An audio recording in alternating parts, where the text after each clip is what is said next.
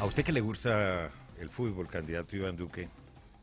A pesar de su equivocación bueno, uno Mis respeta gustos. las aficiones.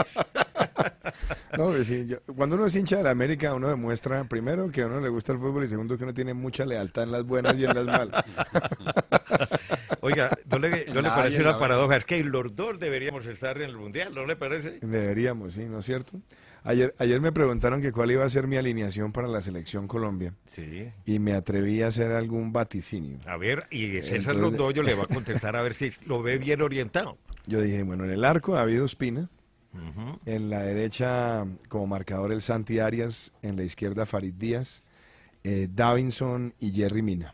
Mediocampo, La Roca, Cuadrado, James y Quintero, y adelante Muriel y Falcao. ¿Qué tal, César Augusto? No, si el doctor Iván Duque va a gobernar así, se le van a meter los ladrones a la casa. ¿Por qué, ¿Por qué me César? marca, Cuente a ver, doctor Iván? ¿qué cambiaría usted? ¿Cuál cambiaría? Cuente a No, ver. yo lo único que le digo es esto.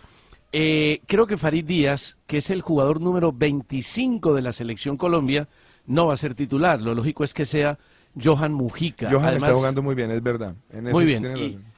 Y además le cuento Pero esto, primera doctor Iván. rectificación que hace. No, pero a mí me gusta Farid, la verdad es que Farid... Marca más Farid. Pero tiene razón César, de pronto en estado físico y en competencia está mucho mejor Johan. No, además yo entiendo que si el doctor Iván solo pone a Carlos Sánchez de marca, pues necesite un lateral con más marca como Farid para compensar. Pero me parece que de entrada en el partido contra la selección de Japón va a ir Johan Mojica de titular. Parecería que va Davinson y no Cristian Zapata, que todavía no encuentra el mejor volumen y el mejor nivel futbolístico, pero en el medio creo que Carlos Sánchez va a ir acompañado por otro volante de marca y habría que sacrificar o a Quintero o a Muriel en la función ofensiva.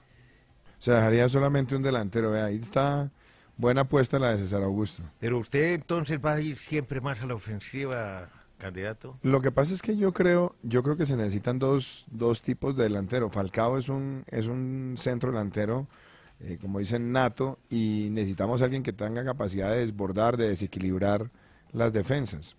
Obviamente el partido contra Japón va a ser un partido más complejo, porque este ya no es el Japón del año 2014, este es un Japón mucho más veloz y un Japón que tiene una muy buena defensa. Pero usted va a encontrar un país muy complejo también y tiene muchas opciones, realmente, sobre todo de cara al anuncio que hizo de que solamente divulgaría su gabinete o alguna parte de su gabinete después de que se decida la elección presidencial. O sea, ¿lo sabremos el próximo lunes?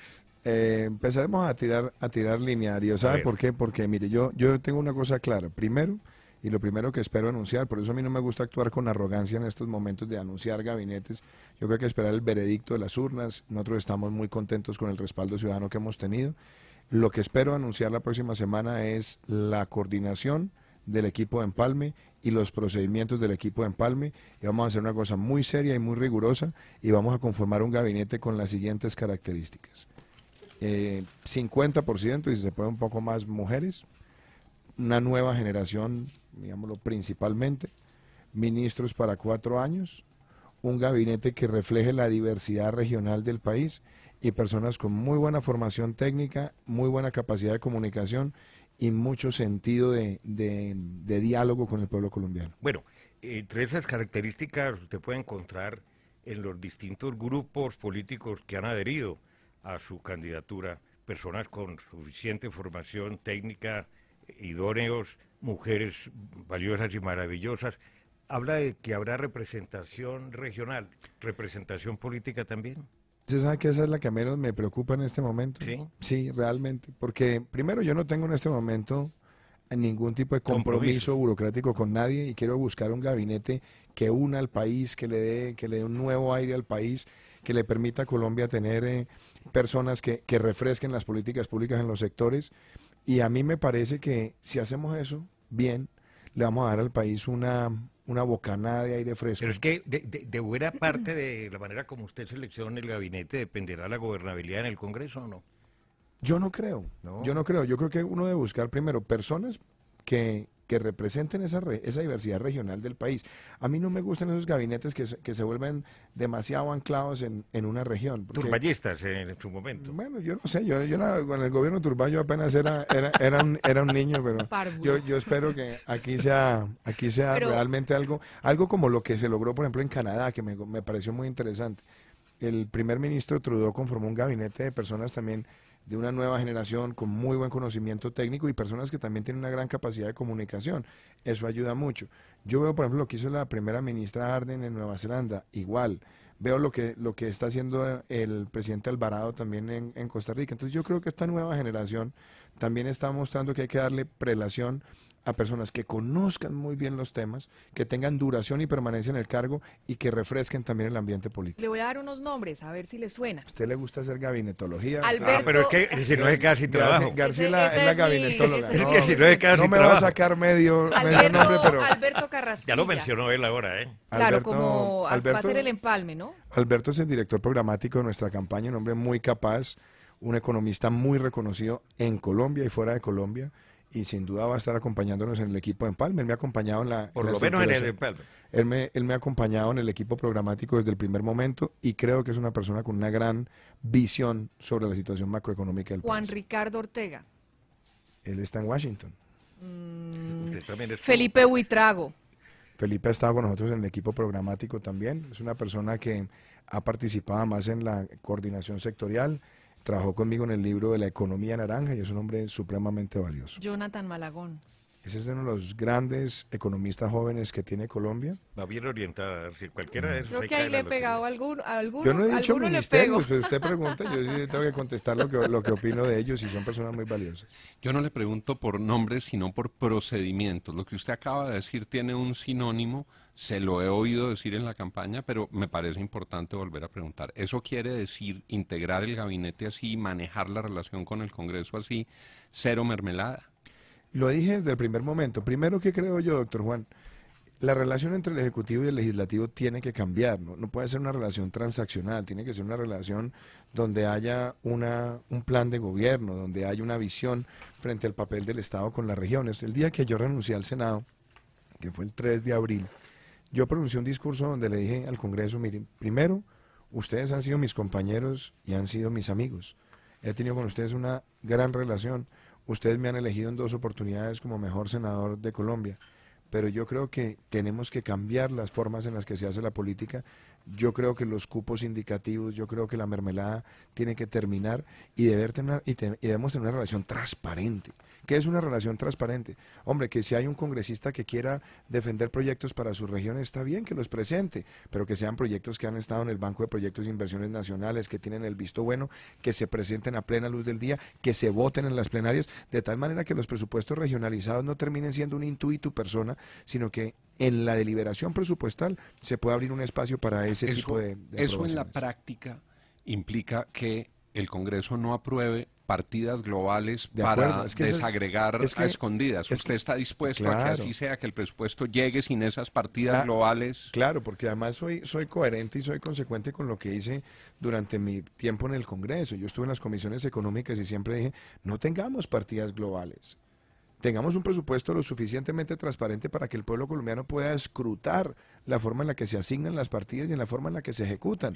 Y esa es una aspiración que yo tengo. La dificultad que tenemos ahora es que prácticamente nos dejan un presupuesto hecho y nos toca llegar en un periodo muy corto de tiempo a intervenir, asignar los recursos, pero una de mis obsesiones será esa, que todas, absolutamente todas las partidas estén desagregadas. Pero doctor Duque, precisamente el tema de los apoyos que usted ha venido recibiendo en esta última parte de la campaña ha sido una de las críticas más fuertes de la Colombia humana, de la campaña de Gustavo Petro, en la que dice que la corrupción, el clientelismo y hasta el paramilitarismo están representados en su campaña y en las alianzas que ha hecho. ¿Qué decir frente a esta afirmación que él ha llevado en todo el país? El doctor Petro está en este momento siempre apelando al odio, a la diatriba, a la ponzoña, tratando de provocarme en la campaña y no lo va a lograr. A ver, ¿quiénes son los apoyos que nosotros hemos recibido? Hemos recibido apoyos de todo tipo, pero sobre todo porque esta es una coalición también ciudadana, una coalición que se basa en un programa de gobierno. A mí no me tienen que hacer escribir en mármol porque es que yo soy una persona de palabra. A mí no me tienen que hacer escribir en mármol que yo no voy a expropiar. Yo defiendo la Constitución y la ley, las libertades económicas. La semana pasada para mí fue también algo que lo recibo con mucha humildad y al mismo tiempo con un gran compromiso. Es que por primera vez en la historia política de nuestro país el Consejo Gremial decide al unísono, de manera unánime, dar un respaldo a un programa de gobierno. Hemos recibido respaldos también de organizaciones sindicales como Sintrainagro y algunos dirigentes de centrales obreras en distintas regiones. Hemos recibido respaldos de personas como Jaime Castro, que son liberales independientes. Hemos recibido respaldos también de sectores empresariales jóvenes como la Andi del Futuro. Hemos recibido respaldos de juglares, de artistas. Hemos recibido respaldos de emprendedores digitales, hemos recibido respaldos de bases de otros partidos. Y a mí lo que me gusta de esto, Erika, es que el mensaje que yo le quiero dar a Colombia es que aquí se trata de unirnos, de concentrarnos en las cosas que nos unen y no en las que nos dividen, y sobre la base de un programa de gobierno. Yo no estoy negociando con nadie que va a cambio de un respaldo. Respaldan un programa de gobierno y reconozco que hay diferencias políticas y esas diferencias políticas también se tendrán que ensanjar en el camino institucional, que es ¿cuál? El Congreso de la República y la Corte Constitucional, si es que hay alguna discrepancia que quede no resuelta sobre alguna legislación y alguien la quiere demandar. Ese es el camino institucional, pero a mí lo que me interesa es unir a Colombia. Y no voy a fallecer un solo minuto invitando a todas las bases. Mire, esta semana tuvimos respaldo de algunas personas de Compromiso Ciudadano en Bogotá, la semana pasada en Medellín. Hay sectores ¿Compromiso Ciudadano es el Sergio partido de Fajardo? Sí, hubo personas que trabajaron en el proceso sector de recolección de firmas de él que nos apoyaron.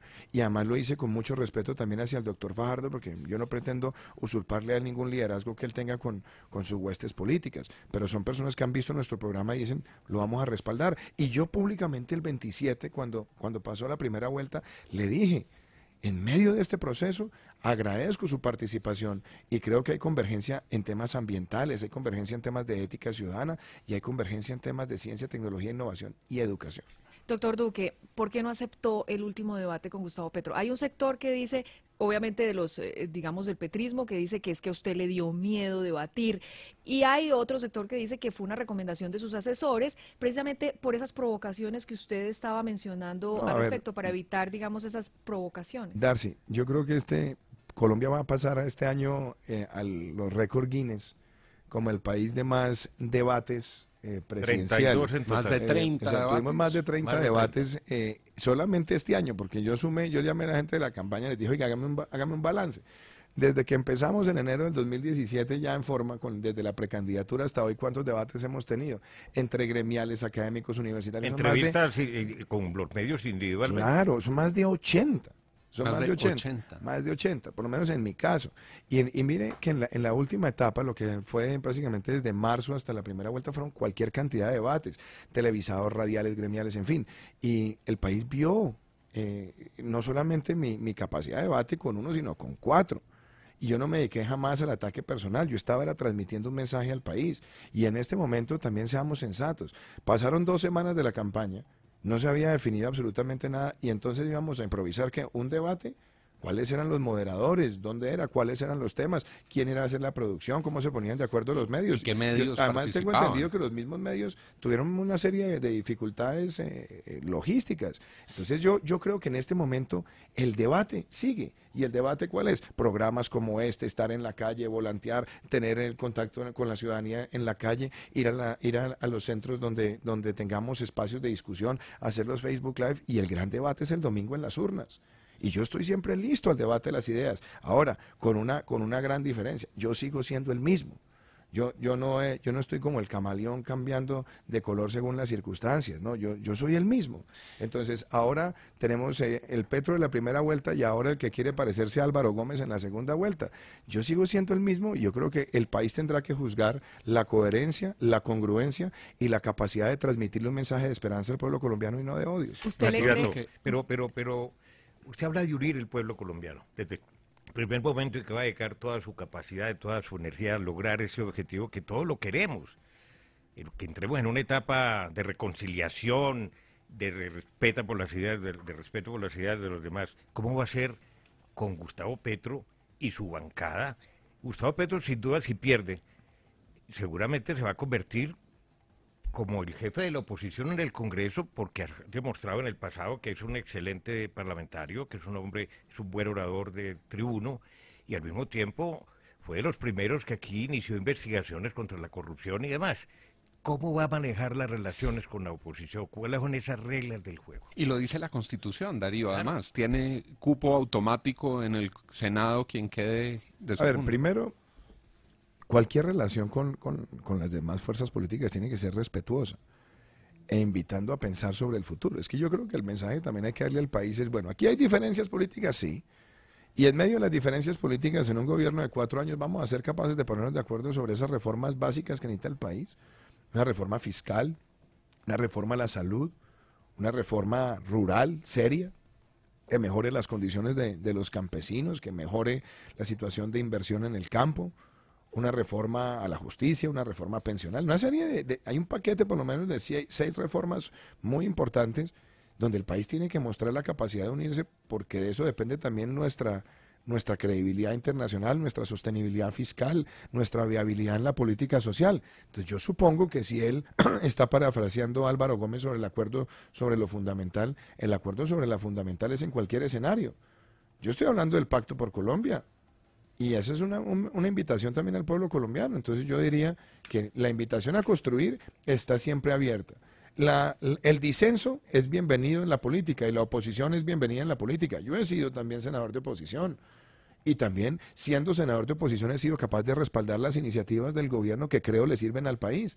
Y no solamente he votado, he sido ponente de ellas cuando creo que le sirven al país. Pero en ese orden de ideas, candidato Iván Duque, no rescata de la plataforma programática de la candidatura de Gustavo Petro ningún punto que pueda incorporarlo, que usted pueda tener en cuenta. Hombre, yo creo que uno siempre al final del día pueden ponerse de acuerdo en temas, Darío, pero es que hay unas diferencias estructurales también en la concepción del modelo económico.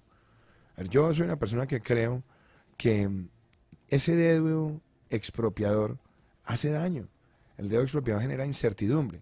Entonces es una expropiación matizada de aromas verbales.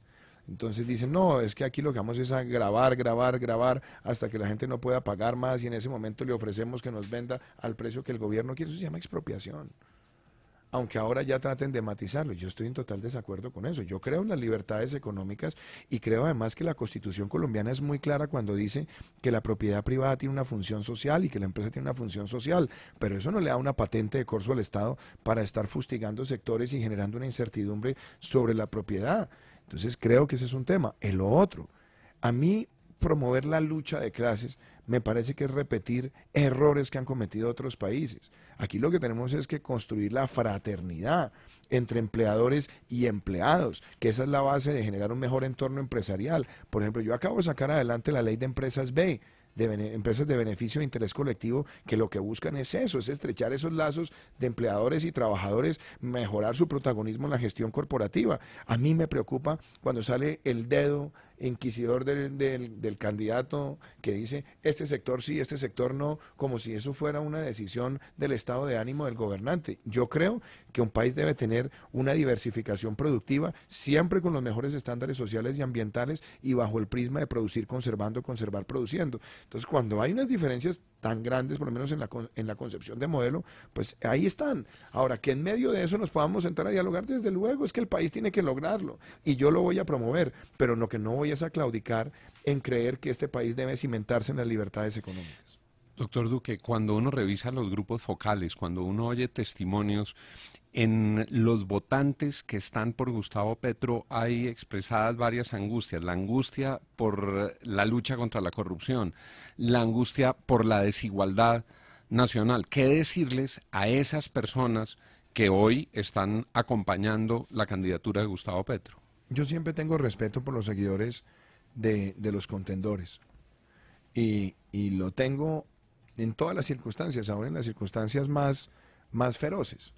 Bueno, a nosotros nos tocó un debate de cara a la primera vuelta en la ciudad de Manizales que se tornó ya un poco amargo porque había protestas en la calle, y finalmente yo le dije al equipo nuestro, y no, yo entro caminando. Ese fue el día que hubo agresiones y que estuvieron en la foto famosa casi que refugiados. Sí, pero entonces, ¿qué pasó? Cuando íbamos caminando hacia el recinto, porque pues eso estaba bastante acalorado en la calle, se acercó un muchacho que era seguidor del doctor Petro, al comienzo muy agresivo, le dijo, hombre, acércate. Entonces le dije, cuéntame. Me dijo, hombre, es que yo te respeto tu posición política, esa es la democracia. Y en la democracia tenemos que respetar eso, cuál es la posición del otro. Ojalá en la democracia nos concentráramos más en el debate de ideas que en el agravio personal. Y si hay personas también de las toldas nuestras que caen en eso, pues soy también el primero en censurarlas porque no estoy de acuerdo con eso. ¿Cómo sería importante que en las universidades, en lugar de propiciar muchas veces debates que terminan convirtiéndose en un diálogo de sordos porque ninguno se quiere escuchar, debatamos las políticas de Estado, debatamos las políticas de gobierno? Y yo celebro también que en muchas universidades están apareciendo grupos de jóvenes que lo que quieren es propiciar ese debate. Y además en ese debate se enriquecen cosas. Que en un debate alguien promueva, hombre, yo creo que de la política ambiental debería ser más fuerte en esto, y el otro tiene otra visión, pues miremos a ver dónde la podemos encontrar. El unir a Colombia no es para que terminemos pensando todos igual. El unir a Colombia es para que definamos una agenda básica de corto, mediano y largo plazo que le sirva al país y que nos dé estabilidad. El próximo es un gobierno de 4 años. Y en 4 años uno lo que tiene que dejar organizado es toda una ruta de políticas de Estado. 4 años, o sería partidario de un gobierno de 5 años, alguna reforma el día de mañana. De revivir la reelección. Doctor Darío, yo se lo dije a usted aquí, se lo dije con toda claridad. No, no y no. El próximo gobierno tiene que ser de 4 años, punto. Y lo que tenemos es que... ¿Y al futuro? Yo no creo en la ampliación del periodo. A ver, yo tuve en un momento de mi vida unas simpatías con la reelección, y además lo puedo decir de pronto por mi propia influencia institucional norteamericana. La reelección en Estados Unidos pues tiene una tradición, pero yo sí creo que todavía en América Latina las reelecciones desafortunadamente han dejado a ver, esos sabores muy amargos. Yo prefiero hoy, ya como está, jugárnosla porque tengamos políticas de Estado más allá de políticas de gobierno, y que esas políticas de Estado tengan una perduración lo suficientemente clara como para producir transformaciones estructurales en la sociedad. Volviendo a lo que usted comentaba hace un momento, candidato Iván Duque, ¿le cree al candidato Gustavo Petro cuando se compromete a no realizar expropiaciones, a no llevar a cabo una Asamblea Nacional Constituyente, que fue una propuesta Pues, que él trabajó durante largo tiempo? Los primeros que no le creen son los que lo hicieron firmar en mármol. O sea, Claudia López, Santana Pues es que Mocus. si a uno le creen, uno no le hacen firmar nada en mármol. O sea, si a uno le creen, uno no le dicen, venga, fírmeme en mármol que usted no va a expropiar. Pues si le hacen firmar en mármol que no va a expropiar es porque están plenamente convencidos de que la posibilidad de la expropiación está allí. Y le digan, los recursos públicos son sagrados. Si a uno le hacen firmar que los recursos públicos son sagrados es porque hay algún grado de sospecha. Entonces, yo lo que creo es... si le hicieron firmar eso, pues ellos tienen sus razones. Yo también tengo las mías para creer que el modelo que él predica es un modelo expropiador, y es un modelo de odio de clases, y es un modelo de generar fracturas en la sociedad. Y por eso estamos en el debate el tema de la expropiación, de la visión de país. Él lo plantea por aquellos predios improductivos, que de verdad creo que el país coincide, es decir, esas extensiones de tierra necesitan ser cultivadas, necesitamos fortalecer todo el tema agro y campo. ¿Cómo va a hacer usted para que esos predios improductivos, esas grandes extensiones que hay en todo el país, se vuelvan? O sea, ¿cuál es entonces es la propuesta de usted? Lo primero, y ahí entramos en el terreno de la política de desarrollo rural, es ¿qué se considera un predio improductivo? Entonces, en la concepción de él es todo latifundio, él presume que el latifundio es improductivo. Ahora, si uno mira la política de desarrollo rural, lo que nosotros necesitamos sin duda es mejorar la productividad del campo, y la productividad del campo también necesita una alta inversión. ¿Inversión en qué? En mejoramiento de suelos. ¿Inversión en qué? En irrigación.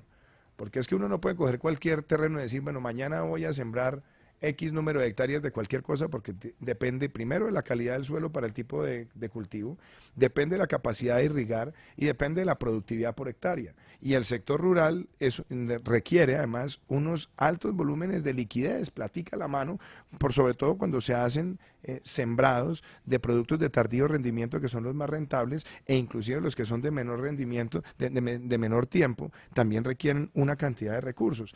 Y no todo el mundo tiene esa capacidad de recursos, y el que crédito en el sector rural es un crédito que desafortunadamente le llega a muy pocas personas. Solamente 3 de cada 10 pequeños productores están recibiendo el crédito agropecuario. La mala experiencia de Agroingreso Seguro. Bueno, hay muchas experiencias, unas buenas, unas malas, unas que son más acertadas y otras menos. Yo lo que quiero decirle a los colombianos es, ¿cuál es mi propósito en el campo?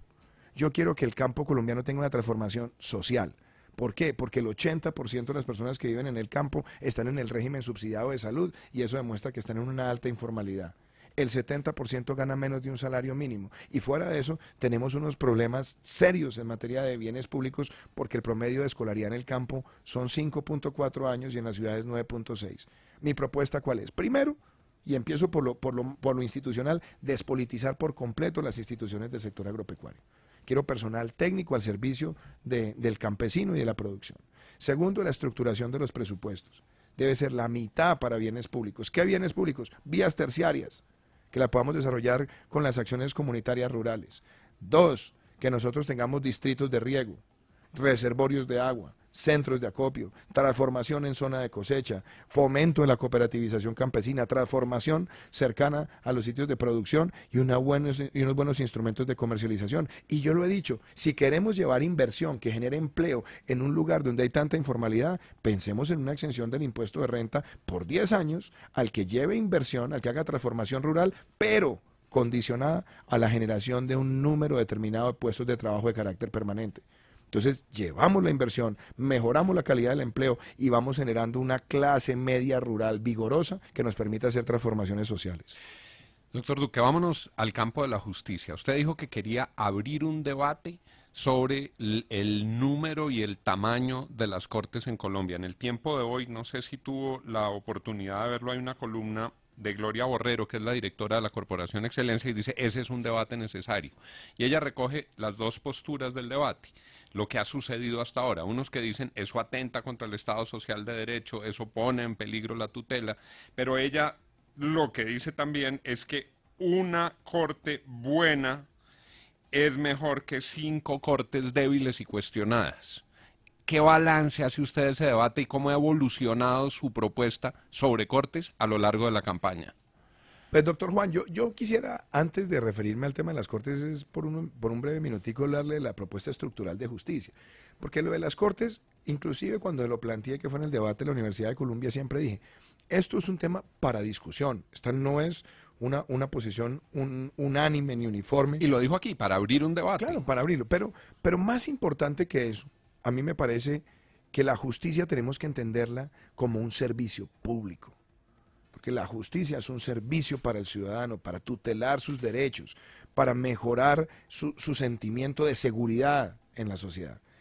¿Qué me parece que hace falta? Primero, nosotros no tenemos una política de talento en la rama judicial para que la rama se vaya a las facultades de derecho y busque a los mejores. Y lo que yo estoy proponiendo es tengámosla.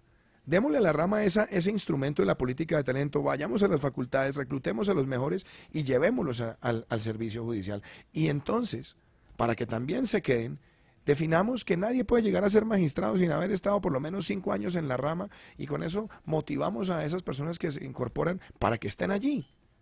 Fortalezcamos las primeras y las segundas instancias, que son las instancias próximas al ciudadano, las que toman las decisiones cercanas, que tienen además arraigo judicial, mejor evaluación de las providencias, expediente electrónico. Esa, para mí, es el corazón. Y lo que yo he dicho frente a las altas cortes, claro, entiendo que en el debate político, Duque dijo esto, entonces venga a ver cómo le empezamos a poner adornos para decir que Duque lo que quiere es fracturar la sociedad. Soy claro. Primero, yo no voy a revocar ningún magistrado. Yo no voy a llegar a revocar cortes. 2. ¿Y la JEP? 2, a mí sí me parece que vale la pena que las propias cortes, si fortalecemos las primeras y segundas instancias, pues puedan discutir, hombre, cuál es nuestro rol en un escenario de unas primeras y segundas instancias más fuertes. Entonces, tenemos muchas cortes, coordinamos bien, estamos controlando bien las colisiones de competencias. ¿Qué pasa cuando tenemos choques de trenes? Esa discusión es una discusión seria. Ahora, yo nunca he hablado de afectar la jurisdicción constitucional, porque creo en ella. Tan creo en ella que yo demandé el acto legislativo 01 del 2016, sustenté ante la Corte una tesis de sustitución de la Constitución y la Corte me validó la mitad de mis argumentos. Entonces creo en la jurisdicción, la he empleado y además me siento complacido que como ciudadano vi una reacción oportuna. Y lo otro, Yo creo que la tutela tiene que ser protegida a ultranza, porque la tutela es un instrumento que está diseñado para proteger cualquier vulneración inminente de los derechos fundamentales de los ciudadanos. Pero a mí sí me parece, y se los dije a las Cortes además en Cartagena, en un debate convocado por el procurador, donde fui el único candidato que fue hace 15 días, y les dije, señores, yo lo que quiero es promover un gran consenso nacional entre las fuerzas políticas y las altas cortes sobre una reforma a la justicia que nos dé credibilidad como país. Porque una reforma a la justicia que no venga con un grado de respaldo y de consenso en las altas cortes, nace coja si es que nace. Y me parece que invitar a ese consenso será una prioridad para mí. Sin duda, la extradición de Santrich, hablando de todos esos choques de trenes, será un tema que le tocará resolver al siguiente gobierno. En caso de que usted fuera elegido presidente, y además sabiendo que la extradición es una potestad, es una decisión final del presidente de la República, si la JEP dice que no se debe extraditar a Santrich, ¿usted lo extradita o respeta la decisión de la JEP, sabiendo que es su potestad? Darcy, yo empezaría diciendo lo siguiente. Aquí lo que pasa es que estamos como en una especie de torbellino donde nadie resuelve, porque cuando se firmaron los acuerdos, yo recuerdo con qué ahínco decían muchos funcionarios del gobierno, cualquier persona que cometa un delito después de la firma de los acuerdos pasará a la competencia de la justicia ordinaria. Muy bien, el señor Santrich fue capturado en una operación donde participó la Fiscalía General de la Nación. Para hacer una captura se requiere una evidencia, porque capturar sin evidencia además vulnera los derechos del ciudadano.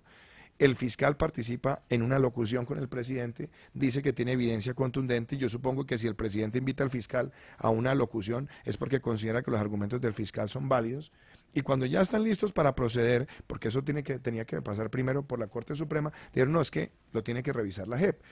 ¿Por qué? Porque había por ahí una letra menudita en los acuerdos que decía, bueno, entonces simplemente la JEP valida si los hechos fueron cometidos con posterioridad. Y ahora ya vamos en un enredo que va a terminar una parte en la Corte Constitucional para definir.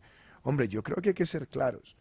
Y acá tenemos que salir de este marasmo de falta de precisión. Hoy se tiene que decir por parte de la JEP de manera rápida, con la evidencia que tiene la Fiscalía y con la que tendrá la justicia de los Estados Unidos, el señor violó o no violó las leyes después de la firma. Listo. Entonces la violó, perfecto.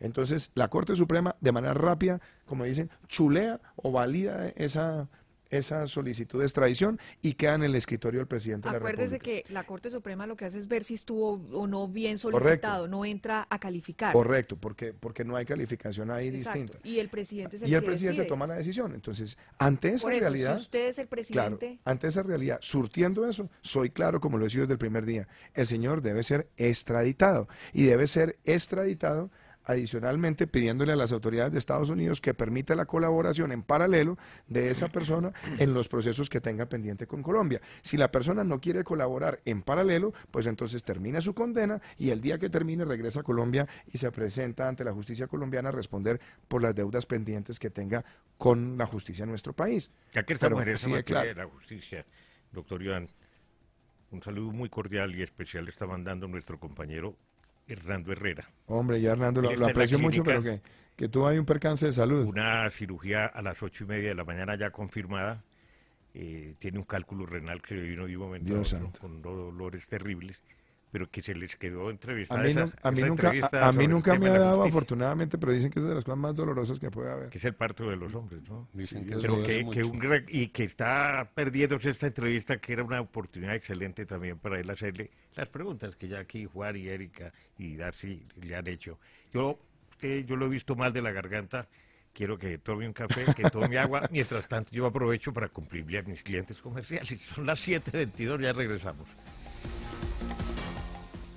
Pintuco presenta Hinchacasas. En la época más importante del fútbol, los colores de tu casa hablarán de tu pasión. Inscribe los códigos únicos de tus productos Pintuco en hinchacasas.com y podrás ganar un bono para casa o un kit de TV satelital. Además, por compras, reclama tu kit Hinchacasas lleno de sorpresas. Pintuco, el color de la calidad. Autoriza con juegos. Siempre recuerda y tenlo presente que Iván es el man, nuestro presidente.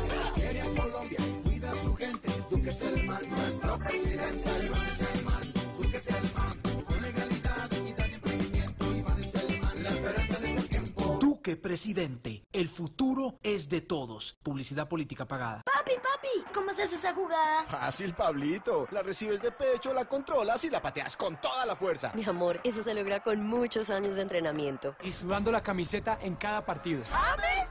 Ahora sentirás a James más cerca con Claro Triple Play, porque puedes ver sus jugadas en HD y no perderte ningún detalle. ¿Qué esperas? Cómpralo hoy y empieza a pagar en agosto. Llama ya sin costo numeral 400, nacional 018-003-200-200 o visita nuestros puntos de venta. Oferta válida hasta el 30 de junio de 2018. Condiciones y restricciones en claro.com.co. Siempre recuerda y tenlo presente que Iván es el man, nuestro presidente. Quiere a Colombia, cuida a su gente. Duque es el man, nuestro presidente. Iván es el man, Duque es el man. Con legalidad, unidad y emprendimiento. Iván es el man, la esperanza de este tiempo. Duque presidente. El futuro es de todos. Publicidad política pagada. Oiga, ¿usted sabe qué es bueno para tos? Para esa tos, mijito, dejar de fumar. Ahí este sí. Porque tú tienes tu espacio, respeta el de los demás. No dañes a los que amas, el humo es solo tuyo. Un mensaje de Caracol Social. Desde 368.000 nuevos sitios por recorrer y desde 368.000 pesos por un par de llantas Michelin, incluye el balanceo. Vive lo que más te gusta al máximo. Acércate a la red autorizada de talleres Renault o conoce más precios en www.renault.com.co. Cuando pienses en vacaciones, piensa en Despegar.com. Despegar.com presenta la hora en Caracol Radio. 7:24. Planea el viaje de tus sueños y compra tu paquete en Despegar, porque en Despegar tú decides y ahorras. Ahorra comprando todo para tu viaje en Despegar. Además, financia tu viaje y paga hasta en 12 cuotas sin intereses. Sí, paga lo mismo cada mes, sin costos extra. Despegar.com. Viajar es posible. Cuotas sin intereses aplican para bancos seleccionados. Ver bancos disponibles, términos y condiciones en www.despegar.com.co. Está prohibido el turismo sexual de menores. Ley 679 de 2001. Registro Nacional de Turismo número 31460. Si tu vida está llena de cosas buenas, es por tus compromisos. Hay compromisos grandotes y otros pequeñitos. Todos son importantes, porque tienen el poder de cambiarnos la vida. Mi compromiso es cultivar la tierra para que dé lo mejor. El mío es competir, ganar medallas y darle alegría a mi país. Yo quiero ver crecer a mi hijo para que sea una gran persona. Desde el día que abriste los ojos, trajiste contigo un compromiso y nosotros queremos que lo cumplas tomándote la vida. Postobón, tómate la vida. Conoce nuestros compromisos en tómatelavida.com.co. Darío Arizmendi es Caracol Radio. 7:25, regresamos en Red Más. Canales 107 y 1007 de Claro, con el candidato del Centro Democrático a la segunda vuelta el próximo domingo, Iván Duque Márquez. Erika, digámosle a los oyentes por qué otros medios se pueden conectar a través de Caracol y de Red Más. Para todas las personas que nos siguen, que nos ven, que nos escuchan a esta hora, pueden seguir la entrevista con el candidato Iván Duque por la página caracol.com.co, por Facebook Live en nuestra cuenta oficial Caracol Radio, también en YouTube, y los principales momentos de la entrevista los puede usted también comentar con el hashtag Duque en Caracol Más, así que opina y compártanos sus comentarios, los vamos a tener en cuenta. Bueno, son las 7:26. Juan, yo los invito a que ustedes se metan en un escenario que es bastante probable que se dé, de acuerdo con las encuestas. 7 de agosto del año 2018. A usted le imponen la banda presidencial y a partir de ese momento es el presidente de todos los colombianos. ¿Cómo serán sus primeras 24 horas? Pues, doctor Darío, lo primero es, desde ese mismo día, ya tener el equipo funcionando, esa misma tarde, reunir al equipo. Gabinete. Sí, y yo tengo además un compromiso que lo hice hace mucho tiempo y lo voy a honrar, y es que el 8 de agosto espero estar en el archipiélago de San Andrés, Providencia y Santa Catalina. Yo quiero ir con el equipo de gobierno. Quiero además hacer tomar una serie de decisiones, por ejemplo, una decisión frente al Hospital Amor de Patria, que tiene que mejorar claramente su dotación y que haya un sentido de respuesta a una comunidad que angustiosamente está pidiendo la acción del Estado, los temas también del cable submarino, los temas que también están relacionados con las actividades productivas, la presencia de la Universidad Nacional que también se requiere. Entonces quiero hacer esa presencia y al otro día estaré en Tibú realizando con la ayuda Dios, digo, en esta elección y del pueblo colombiano, el primer Consejo de Seguridad en Tibú, en el Catatumbo, donde también hice ese compromiso con la comunidad y espero estar allá con todo el alto mando militar para mirar la situación de la región, mirar cómo vamos a contener esa injerencia del cartel de los soles en esa región, mirar adicionalmente cómo vamos a hacer las conexiones viales que se requieren en esa región para que los productos puedan primero sustituirse y encontrar nuevas alternativas para los campesinos, la conexión hacia la mata, que es tan importante.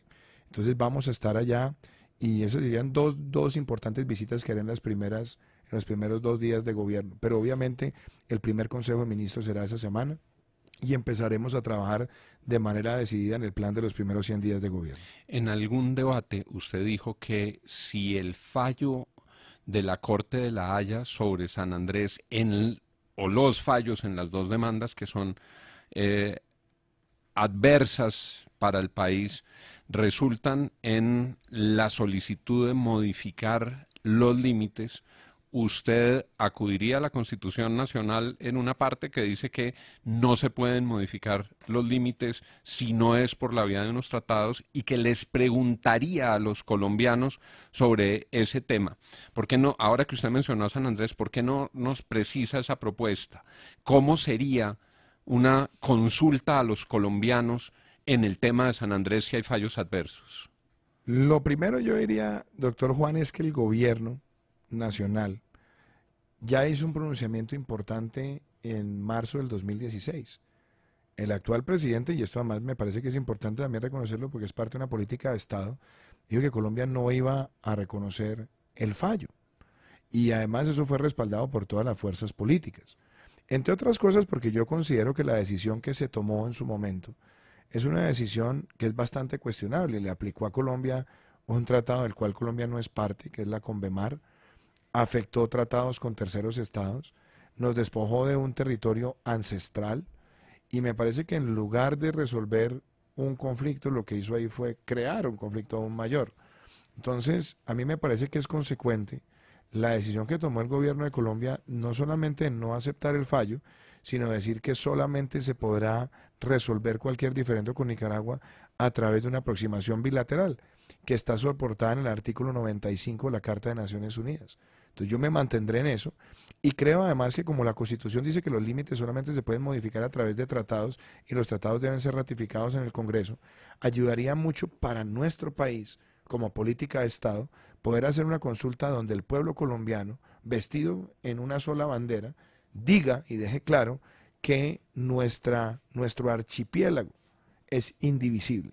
Y eso también, aunque no tenga muchos efectos jurídicos internacionales, sí tiene un gran mandato político, y es que saca de la órbita de la discusión de presidente por presidente, sino que deja esto con un mandato muy claro a todos los futuros gobernantes de Colombia. ¿Eso es como una consulta ciudadana sobre San Andrés? ¿Cómo sería el formato de eso? Ese es un formato que podría ser a través de consulta, o si alguien lo quisiera hacer con un poco más de rigidez constitucional, lo haría de pronto por la vía de referendo, incluyéndole a la Constitución un artículo que expresamente hable de la indivisibilidad del archipiélago de San Andrés, Providencia y Santa Catalina. Bueno, doctor Duque, usted nos dijo hace unos minutos, es que yo sigo siendo el mismo, es que yo no he cambiado, sigo siendo así que como Rafael, yo sigo siendo aquel. Pero, no, todavía no vaya a cantar. Está que canta. Y menos como Rafael, ¿no? No, yo sí, no, eso sí, déjeme a mí en mis leads. Pero mire, cantas como Jimmy Gutiérrez, ayer estuvo dándole a la música popular. Venga, le cuento un cuento divertido sobre eso. Imagínense que hace 4 años yo me reuní con el entonces senador Juan Lozano Ramírez cuando yo iba a entrar al Congreso y le dije, bueno, cuénteme cómo funcionó usted, cómo trabajaba, tal cosa, porque además Juan fue elegido el mejor senador de esa legislatura. Entonces en la conversación me dice, oiga, ¿a usted le gusta la música popular? Le dije, sí, a mí me gusta. Me dijo, es que hay un cantante que se llama Jimmy Gutiérrez, y Jimmy Gutiérrez tiene una canción que de alguna manera resume lo que usted está diciendo de la política económica. Bueno, y me puse a oír la canción se llama Me bebí lo del mercado. Entonces ayer Jimmy Gutiérrez con otros cantantes de música popular adhirieron a nuestra campaña y yo no perdí la ocasión para decirle, oiga Jimmy, por favor cante Me bebí lo del mercado, que de alguna manera resume lo que le puede pasar a los países cuando se embriagan con las bonanzas petroleras. Y a muchas familias, créame que eso les pasa, pero estaba diciéndole que usted llegó diciendo, bueno, yo sigo siendo el mismo. Sin embargo, nosotros los colombianos hemos visto muchos videos y declaraciones y tweets suyos del pasado sobre posiciones que ha cambiado radicalmente. Por ejemplo, el matrimonio gay, en un momento de un tweet muy famoso donde usted felicita a Barack Obama por defender estos derechos de la población LGBTI, la adopción por parte de parejas gay, el aborto. ¿Qué lo hizo cambiar de opinión frente a esos temas en los que usted estaba, digamos, tan liberal? El partido, el uribismo, era un requerimiento. Vamos uno por uno. Alejandro Ordóñez, las alianzas. Vamos uno por uno. Primero, en los temas de aborto, yo siempre he dicho y ha sido muy claro que yo soy una persona pro vida y que en mi concepción personal yo creo que la vida empieza desde la gestación. Pero he sido también muy claro en reconocer que las causales que tiene hoy definida la Corte Constitucional de Colombia, que son peligro en la vida de la madre, violación, acceso carnal violento o malformación genética no compatible con la vida, son causales que están aceptadas y que me parece que tienen una muy clara fundamentación. Ahora, aún en esos casos, creo que el consentimiento siempre debe tener la mejor información para que la persona que opta por esa decisión pues tenga una conciencia también sobre los temas de vida. En el tema de las minorías, en particular el tema de la comunidad LGBTI, siempre he sido una persona profundamente respetuosa no heterosexuales. Yo no uso esos términos, pero yo le digo, frente a la comunidad LGBTI, yo siempre he sido, primero, muy respetuoso de los derechos de la intimidad, y hay una cosa que además es importante, que explica también ese trino en su momento. Colombia había tenido una legislación mucho más a vanguardia de la que tenía Estados Unidos, porque en Estados Unidos no teníamos, o no se tenía en ese momento, en la gran mayoría de estados, 3 derechos: el derecho sucesoral, el derecho patrimonial y el derecho pensional, que Colombia ya los tenía. Y me parece que esa decisión que se tomó en su momento en los Estados Unidos iba en esa dirección. Hoy Colombia las tiene, y adicionalmente Colombia hoy, por una jurisprudencia de la Corte Constitucional, permite que 2 personas del mismo sexo vayan a una notaría y contraigan matrimonio o contraigan un acuerdo de unión marital. Ese tipo de cosas ya están, y la razón por la cual la Corte las reglamentó es porque el Congreso no las ha querido legislar. Que en el Congreso esa discusión se abra, eso será otro tema, pero yo como gobernante no voy a promover ninguna legislación que tenga que ver con quitarle a alguien algún derecho que le haya sido reconocido. Si alguien lo quiere plantear, pues tendrá que plantearlo y generarse esa discusión en el Parlamento, pero no será parte de la agenda del presidente de la República. ¿Y adopción de parejas gay? Hombre, yo en eso tengo una posición, pero no es una posición sectaria. ¿Cuál es mi posición? Yo creo que la adopción no es un derecho. O sea, no es que nosotros tenemos derecho a adoptar. No, los niños tienen derecho a tener unos padres. Que es el desarrollo del artículo 44 de la Constitución. Y en ese entorno, el artículo 44, yo estoy de acuerdo, por ejemplo, con la adopción monoparental y uniparental. Tengo una opinión personal, y es que no estoy de acuerdo con la adopción de las parejas del mismo sexo. ¿Por qué? Pero es personal. Pero esa opinión, Darcy, no es la opinión que va a guiar mi forma de gobernar. ¿Por qué? Porque yo creo que esas discusiones se tienen que dar con la mayor amplitud en el marco de una democracia. Y no pretendo yo, con convicciones personales, pasar por encima de nadie. Todos tenemos opiniones, tú tienes unas, yo tengo otras, sobre muchos temas, pero el gobernante no tiene que gobernar en función de sus opiniones personales. El gobernante tiene que dejar que ciertas deliberaciones que tienen que ver sobre temas sensibles en la sociedad se den y se agoten en el marco de las instituciones y en el marco de las Cortes. Y candidato Iván Duque, hoy el presidente Juan Manuel Santos va a firmar la convocatoria a la consulta anticorrupción que se llevará a cabo en el país, según se ha anunciado, el próximo 26 de agosto, unas 3 semanas después de su posesión, si llega a ser elegido este domingo como presidente de los colombianos. ¿Usted le va a hacer campaña a esta consulta? Primero, yo quisiera decirte esto, Erika. Yo el 17 de abril hice un pronunciamiento público. Invité a la bancada del Centro Democrático para que respaldara la votación de la consulta en el Senado. Y adicionalmente, en esta semana que pasó, también le pedí al partido, y el partido también tenía claro que iba a respaldar la convocatoria. Ahora, la fecha, pues hombre, de pronto me podría decir, la fecha está muy encima, y lo que menos queremos es que esa consulta no funcione, lo que queremos es que la consulta funcione. Y desde luego, como presidente de los colombianos, a mí me interesa que esa consulta sea exitosa por los mensajes que eso le da al país, entre otras cosas porque hay muchos temas o algunos temas que están allí que también hacen parte de la agenda de gobierno nuestra. Entonces, a mí me interesa que eso salga bien.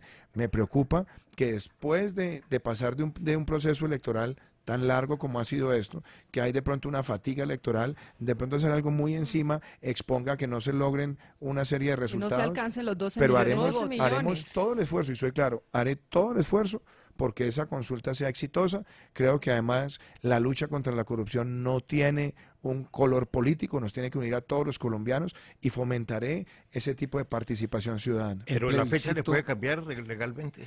Yo creo que una vez convocada no se puede, doctor Darío. Si usted me pregunta, a priori yo le diría eso con el riesgo de equivocarme, que no se puede.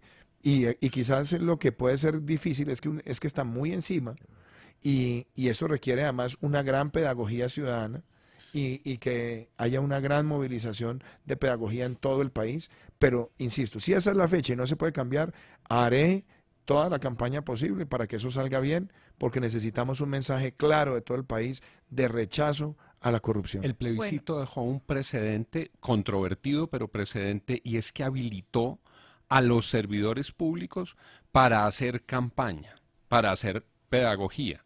¿Usted estaría de acuerdo en que sus ministros, sus funcionarios públicos hicieran pedagogía en favor de la consulta anticorrupción? Yo cuestioné mucho ese tipo de medidas en el plebiscito, pero sobre todo yo diría, doctor Juan, porque era un proceso ya más complejo en el sentido de tener unas causas que lo respaldaban y unas causas que iban por el no. Entonces, obviamente, eso pues genera ya una fractura, y si el gobierno, que es el promotor del sí, permite que los funcionarios también hagan campaña, pues ciertamente hay un desequilibrio en materia de la igualdad electoral. Pero yo además espero que el país, en el caso de la consulta anticorrupción, ahí estemos todos unidos, todos. Yo no veo quién vaya a hacer campaña por el no, y si la hacen, pues sería algo más exótico. Sí. Pero yo sí creo que todos como país debemos procurar que esa consulta salga bien. Es cierto que hay algunos temas que están allí, que seguramente están contenidos en las leyes, eso es verdad, pero el tema es el mensaje también del país. Es un mensaje y es un gran mandato que Colombia necesita construir para enfrentar ese flagelo que es la corrupción. Un mensaje de 300.000 millones de pesos, pero bueno. Es verdad, Darcy, es verdad, y quizás esas cosas siempre generan una gran preocupación, pero también veo yo que es la reivindicación de una agenda. Es una agenda que nosotros debemos implementar todos los colombianos, y yo esperaría como presidente de los colombianos, si soy elegido, decirle al país que esa agenda que está en la consulta no termina allí. Sí. Nosotros necesitamos acá desmantelar los carteles de únicos proponentes, acabar con los abusos de la contratación directa, acabar con esos contubernios perversos que hay en los planes de ordenamiento territorial, que nosotros también le pongamos unas sanciones mucho más duras en materia de velo corporativo a las empresas que corrompen funcionarios. Pero estoy de acuerdo, el costo es alto desde el punto de vista económico, pero yo creo que el mensaje también para que Colombia se vista en una sola bandera, de decirle al gobernante, decirle a las instituciones, vamos a rechazar la corrupción y queremos una agenda contundente en esa materia, vale la pena. Volvamos a los apoyos, es que estamos a 3 días prácticamente de las elecciones. ¿Qué pasó con Germán Vargas Lleras? Usted recibió el apoyo de Gaviria, obviamente de muchos otros sectores, ¿y Germán Vargas Lleras qué pasó? A ver, primero, yo creo que es importante poner las cosas en su respectivo consenso. Aquí hay un respaldo de fuerzas a un programa de gobierno, y es un respaldo sobre la base, primero, que aquí no hay ningún acuerdo de carácter burocrático ni clientelar, sino hay unos objetivos de país que hacen parte de un plan de gobierno que ellos respaldan. Hay unos temas donde hay diferencias grandes, diferencias que se ventilarán en los marcos institucionales.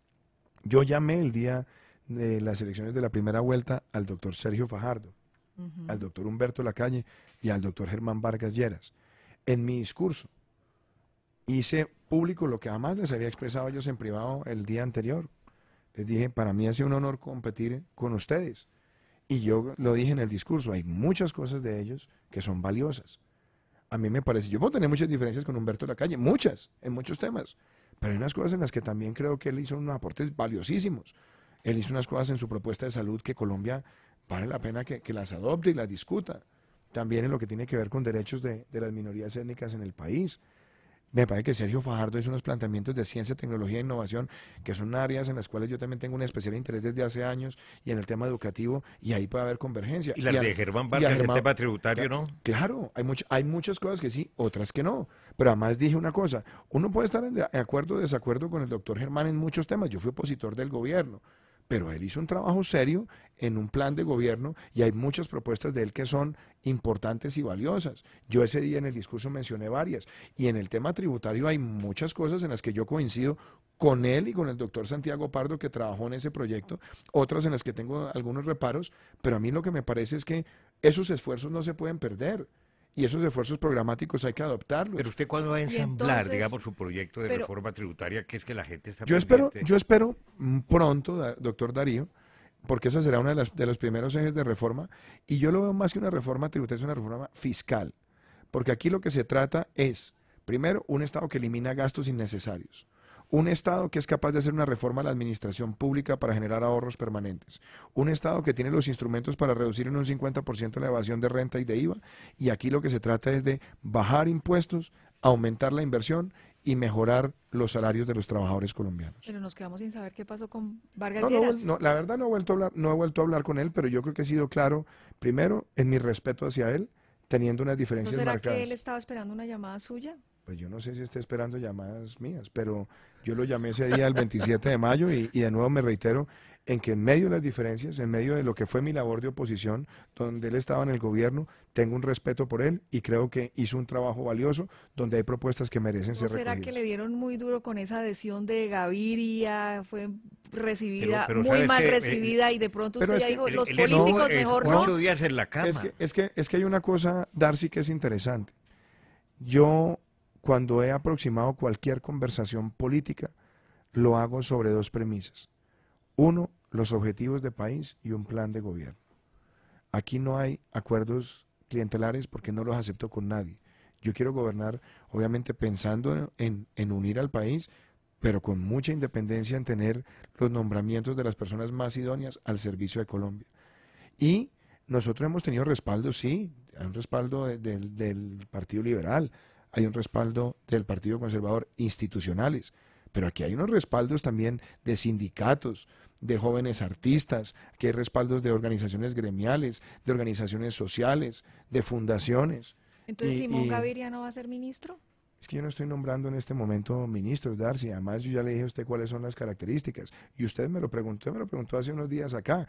Y usted me preguntó por Simón Gaviria. Le dije, yo he tenido con él una buena relación.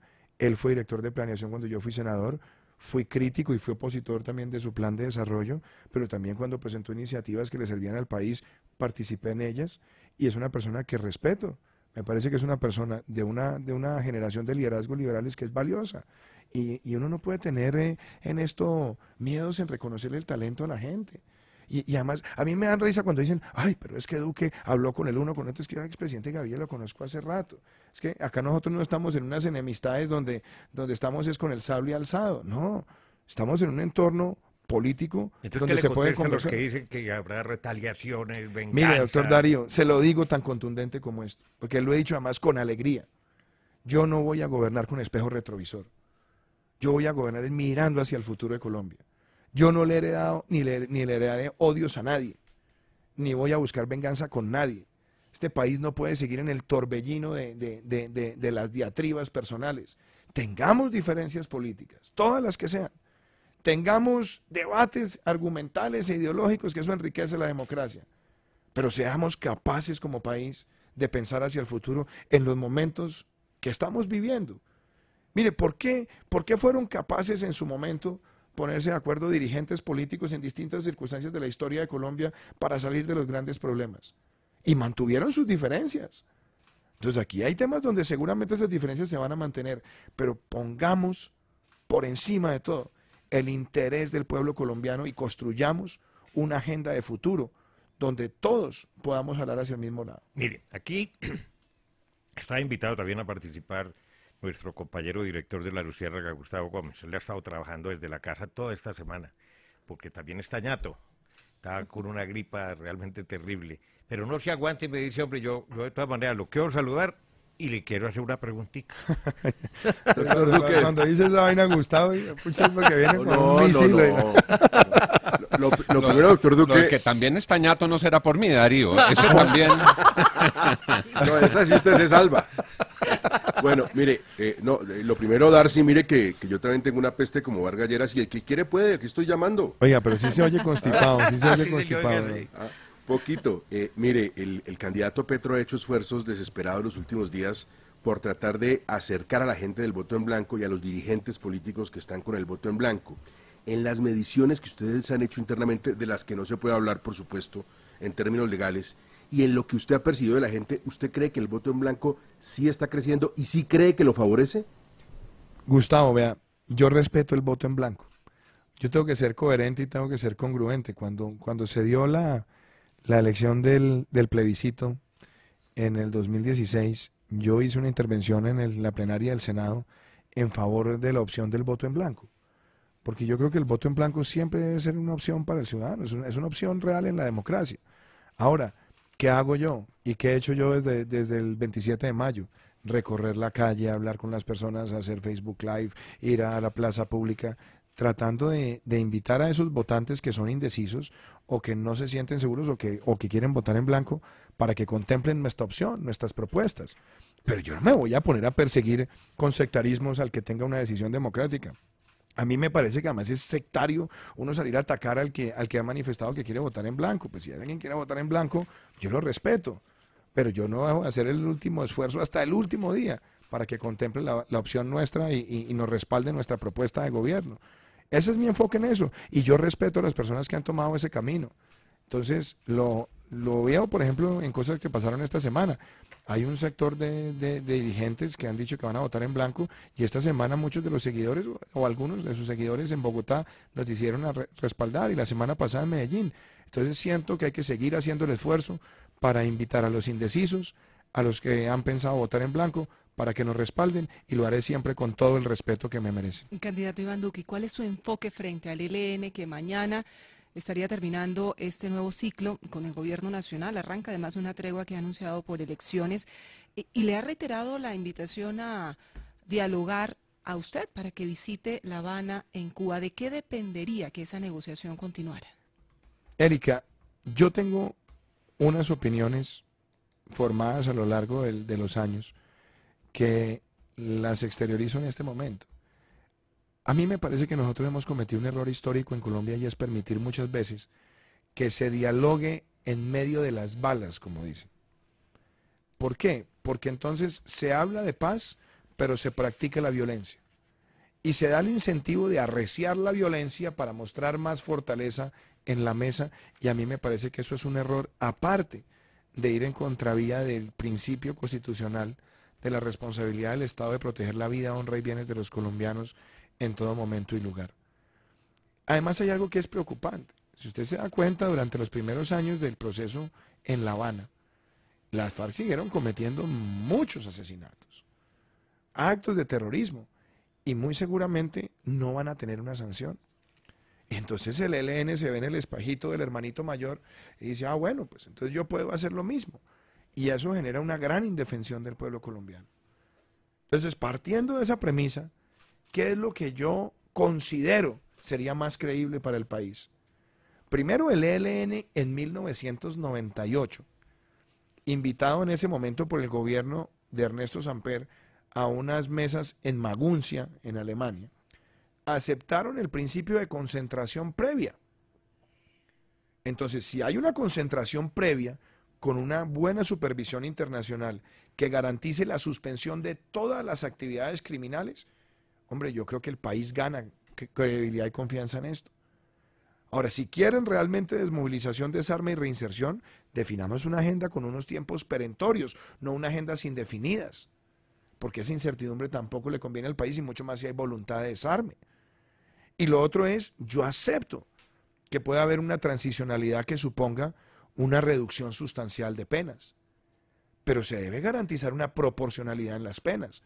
Y eso no es una creación aquí de mi cosecha, que estoy muy contento tomándome un café con ustedes. Es que la Corte Constitucional el año pasado en una sentencia, refiriéndose al proceso, dijo que la proporcionalidad es un elemento fundamental, no solamente para la confianza ciudadana, sino también para que se cumplan muchos de los compromisos de Colombia con el sistema penal internacional. Entonces, en esos términos, estoy dispuesto a empezar una conversación, pero soy claro, mientras sigan cometiendo actos de terrorismo, o si se van a cometer actos de terrorismo, mientras estén en esa mesa, la levanto. A ver, nosotros tenemos información, candidato Iván Duque, de que posiblemente antes del 7 de agosto se llegue a un acuerdo para un cese bilateral al fuego, con el compromiso incluso del ELN de suspender las acciones de secuestro contra la infraestructura, etcétera. En esas condiciones continuaría el diálogo, aunque no tenga la concentración previa. Darío, hay algo que a veces me preocupa a mí en el lenguaje. Mira, hay un filósofo que a mí toda la vida me ha gustado, que es Ludwig Wittgenstein, y él siempre decía que los problemas de la filosofía eran problemas del lenguaje. ¿Qué es un cese al fuego bilateral? Simplemente que se acallan los fusiles. Esa es la forma en la que los grupos armados ilegales siempre la han visto. Pero lo que Colombia también ha experimentado es que sí, acallan los fusiles, pero siguen extorsionando. Acallan los fusiles y siguen teniendo vínculos con estructuras del narcotráfico. Acallan los fusiles y siguen intimidando. Entonces, eso no es un cese de la violencia. Si usted me pregunta a mí, más que un cese de simplemente el accionar de los fusiles, acá lo que garantiza la concentración previa con esa supervisión es el cese de las actividades criminales. Y el cese de las actividades criminales creo que es el elemento fundamental para generar confianza en la sociedad. Y esto no se trata de hacerlo braviando a nadie, porque mi discurso no es de braviar a nadie, pero es un discurso de legalidad. Y en la legalidad, el Estado, revestido por las facultades que le otorga el artículo 2 de la Constitución de proteger la vida, la honra y bienes de los colombianos, no puede aceptar que aunque no estén fusiles activando, haya personas extorsionando, narcotraficando o amedrentando con su presencia en algún lugar del territorio. Queda claro. Escribe la mamá de una amiga mía. Ah, caramba. Y me dice, ese muchacho, ¿quién le da consejos? No, a mí me aconsejan muchas personas. A mí la verdad es que me gusta escuchar mucho. Mire, una de las cosas que a mí me ha enseñado mi mamá, sobre todo, a lo largo de la vida, mi mamá siempre dice que uno debe escuchar mucho y escuchar a personas que tengan argumentos además divergentes para uno formarse la mejor opinión. Entonces a mí siempre me gusta escuchar. Y escuchar sobre todo personas que tengan opiniones... ¿Usted escucha más a su mamá o escuchaba más a su papá? Dependiendo de las circunstancias. Yo con mi papá tuve una gran relación y mi papá era mi mejor amigo realmente. Lo extraño mucho y lo extraño mucho en estos momentos de mi vida. Y mi mamá también es una persona de gran sensibilidad. Y sobre todo mi mamá tiene algo que yo le valoro mucho, y es que mi mamá es muy detallista con los sentimientos de las personas. Mi mamá siempre es muy atenta, hombre, usted llamó a tal persona, le mandó tal mensaje, tal persona llamó, hay que contestarlo. Nos crió a nosotros con ese sentido. Entonces yo la escucho mucho a ella, le digo, mamá, ¿usted qué opina de esto? Y a veces tenemos nuestros forcejeos, porque las mamás a veces son muy intensas. La suya creo que son muy agudas, ¿no? Y me gusta. Pero aparte de ese entorno, a mí, por ejemplo, también, yo escucho a mis hermanos mucho. ¿Y a sus cuñados? Y escucho mucho a mi esposa. Pero María Juliana tiene una ventaja, y es que... ¿Y a su cuñado? A ver para dónde va ahorita. Lo escucho en la radio. Oiga, no, hablando en serio, mi esposa, que no está muy metida en el mundo de la política, yo la escucho mucho porque yo siempre le digo, mamándole gallo, que ella tiene el pulso de la opinión pública. Ella siempre me dice unos comentarios. La voz del pueblo. Ella tiene unos comentarios que realmente llegan al corazón de cómo muchas personas están sintiendo o están viendo. Entonces la escucho mucho. Y tengo también un grupo de amigos y personas que de pronto no veo con tanta frecuencia que me gusta escuchar. ¿Qué tanto escucha al expresidente Uribe? ¿Cuántas veces habla con usted, digamos, con él? a la semana o al día? No, depende de los temas, porque es que con él hay una relación personal buena y profesional también de mucho respeto. Hay días que hay semanas que a veces pasa que no hemos hablado o a veces hablamos un par de veces dependiendo de los temas. Hay una cosa que yo le respeto mucho a él y es de su diario actuar en materia laboral. Él consulta mucho a los miembros de la bancada sobre distintos temas. Entonces, por ejemplo, cualquier discusión que es sensible, él siempre busca escuchar a toda la bancada. Y una de las cosas que a veces a mí me desesperaba, pero también la entiendo, cuando estábamos en el Congreso, es que a él le gusta agotar los debates. Entonces deja que un debate sobre un tema dure horas y horas y horas escuchando los puntos divergentes. Yo de pronto soy un poco más impaciente, pero ese debate al final termina ayudando a construir una solución donde después de habernos agotado en la discusión, aceptamos entre todos cuál debe ser el camino. Ese método, de pronto yo sería un poco más acelerado, pero también me parece que es valioso. Y yo creo que en general uno debe tener en la vida siempre capacidad de escuchar a las personas que tienen experiencia. Pero me dice sobre ese tema. Por ejemplo, yo en temas de salud llamo amigos que han estado mucho tiempo en Alejandro Gaviria lo llamaría, por ejemplo. ¿Sabe que tengo una excelente relación con él? Además, dice que no repite. No, pero no es por repetir. Es que yo a Alejandro lo admiro hace muchos años. Tenemos también, nos hemos enfrentado en muchas posturas. Pues un hombre valioso. Y es un hombre que en su participación académica ha fomentado grandes debates y como columnista también ha fomentado grandes debates. Es una persona que yo no tengo problema en escuchar a Alejandro Gaviria y pedirle opiniones a él, como tampoco lo tengo con muchas otras personas en distintos temas. Pero ¿cuál es el mejor consejo que le ha dado o el más importante que le ha dado el expresidente Uribe? Hay muchos. Por ejemplo, a mí me parece que una de las cosas que más le ha aprendido a él es ese amor por el diálogo con la ciudadanía y la paciencia siempre con el diálogo con la ciudadanía. Lo vi cuando fue gobernante y lo he visto haciendo política y es algo, por ejemplo, que yo le he encontrado cada vez más gusto y alegría y provecho personal. A mí me gusta estar en contacto con la ciudadanía y escuchar genuinamente. Una de las cosas que los políticos en general debemos siempre hacer mejor es escuchar. ¿Va a tener un modelo parecido al de los consejos comunitarios? ¿Algo de ese estilo? Pues miren lo que son. Cuando yo trabajaba en el BID, yo monté unos talleres de innovación social con jóvenes en América Latina. Y lo que hacíamos, trabajamos con una metodología donde invitamos a los jóvenes a formular un problema y una solución. Cuando yo empecé mi candidatura hace 2 años y medio, yo empecé con unos talleres que se llamaban Construyendo País. Y yo me acuerdo que llegábamos a los municipios con un cartel enorme que tenía el croquis de Colombia y preguntaba, ¿usted qué propone para un mejor país? Entonces yo le entregaba a los ciudadanos un esferito, esto es un Sharpie con una hojita, con un post-it, un papelito, y le decía, no vamos a echar discurso, pero cada uno se va a parar y va a hablar de un problema que sienta en el país o en su departamento o en su municipio y una solución. Y terminábamos los talleres con el croquis lleno de propuestas y después las íbamos sistematizando y encontramos más de 5,000 propuestas que las fuimos armando por sectores. Y lo bonito es que el plan de gobierno que yo le presenté a Colombia en el libro Indignación, en las 162 propuestas, es fruto de ese trabajo. Y a mí sí me gustaría que esa metodología de los talleres Construyendo País la empezáramos a desarrollar a lo largo del gobierno semanalmente, porque primero, permite diálogo. Segundo, involucra a la ciudadanía en las propuestas. Y tercero, le permite a la ciudadanía también desahogarse con mucha sinceridad y al mismo tiempo pensar en cómo creen ellos que podemos ser más efectivos en la labor. He estado recibiendo muchos mensajes, hay una coincidencia ya que a usted le gusta consultar tanto, que qué va a hacer, usted que manifestó que era partidario de que la selección colombiana de fútbol fuera a la ofensiva y nos ha fijado su posición frente al ELN con la minería ilegal. Ah, no, doctor Darío, es que esa es una tragedia. Esa es una tragedia nacional. Total. Y eso es una tragedia que la hemos dejado escalar y ahí toca actuar con mucha determinación. Y yo, por ejemplo, voy a decir cosas como esta. Hay que buscar la acción del Estado, digamos, la acción ofensiva, disuasiva y al mismo tiempo tomar unas decisiones regulatorias.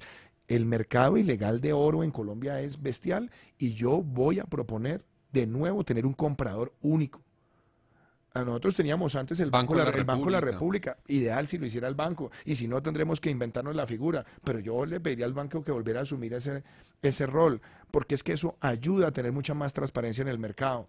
Lo otro, yo me la juego por ratificar el convenio de Minamata y me pongo en la tarea de que Colombia sea un país absolutamente libre de mercurio para el año 2022. Y la maquinaria amarilla de la minería ilegal, yo digo una cosa, pasa por los puestos de policía, claro, por pero además una cosa, en lugar de bombardearla, busquemos un mecanismo expedito de extinción de dominio y quíteselas y entrégueselas a los alcaldes de los municipios para hacer obra pública que se requiere en el país. Y usted verá cómo empiezan a actuar con mayor efectividad. Y voy a decir una cosa, en la minería, que hay distintas, digámoslo, distintos tipos, yo también quiero que nosotros a esa minería artesanal, que no necesariamente ha tenido de pronto los mejores estándares, o esa minería informal, ayudar con la cooperativización y que mejoren sus prácticas. Y donde no se pueda, porque definitivamente hay una afectación ambiental grave, en ese caso tendremos que buscar el pago por servicios ambientales. Y aprovecho para decir esto, yo quiero ser muy claro en la protección de los ecosistemas de páramos en el país. Colombia Santurbán. La Colosa en el Tolima, esos dos que han estado en el ojo del huracán del debate ambiental, ¿usted autorizaría, permitiría que se toquen esos ecosistemas, doctor esos Juan, páramos? Nosotros no podemos dejar hoy que los ecosistemas de páramos en Colombia se comprometan. No podemos. Y Colombia, mire, le voy a decir una cosa que usted la sabe, que usted fue ministro de Medio Ambiente. Colombia tiene el 50% de los páramos del planeta. ¿Sabe lo que es eso? El 50%. Tenemos 37 ecosistemas de páramo. Y yo, por ejemplo, me la voy a jugar también internacionalmente, para que así como hacemos esos acuerdos como el Acuerdo de París, nosotros también le digamos al mundo, bueno, si tenemos el 50% de los páramos, también ojalá el mundo contribuya con un fondo para preservarlos. Porque ese pulmón le sirve al mundo, no es solamente a nosotros, al mundo.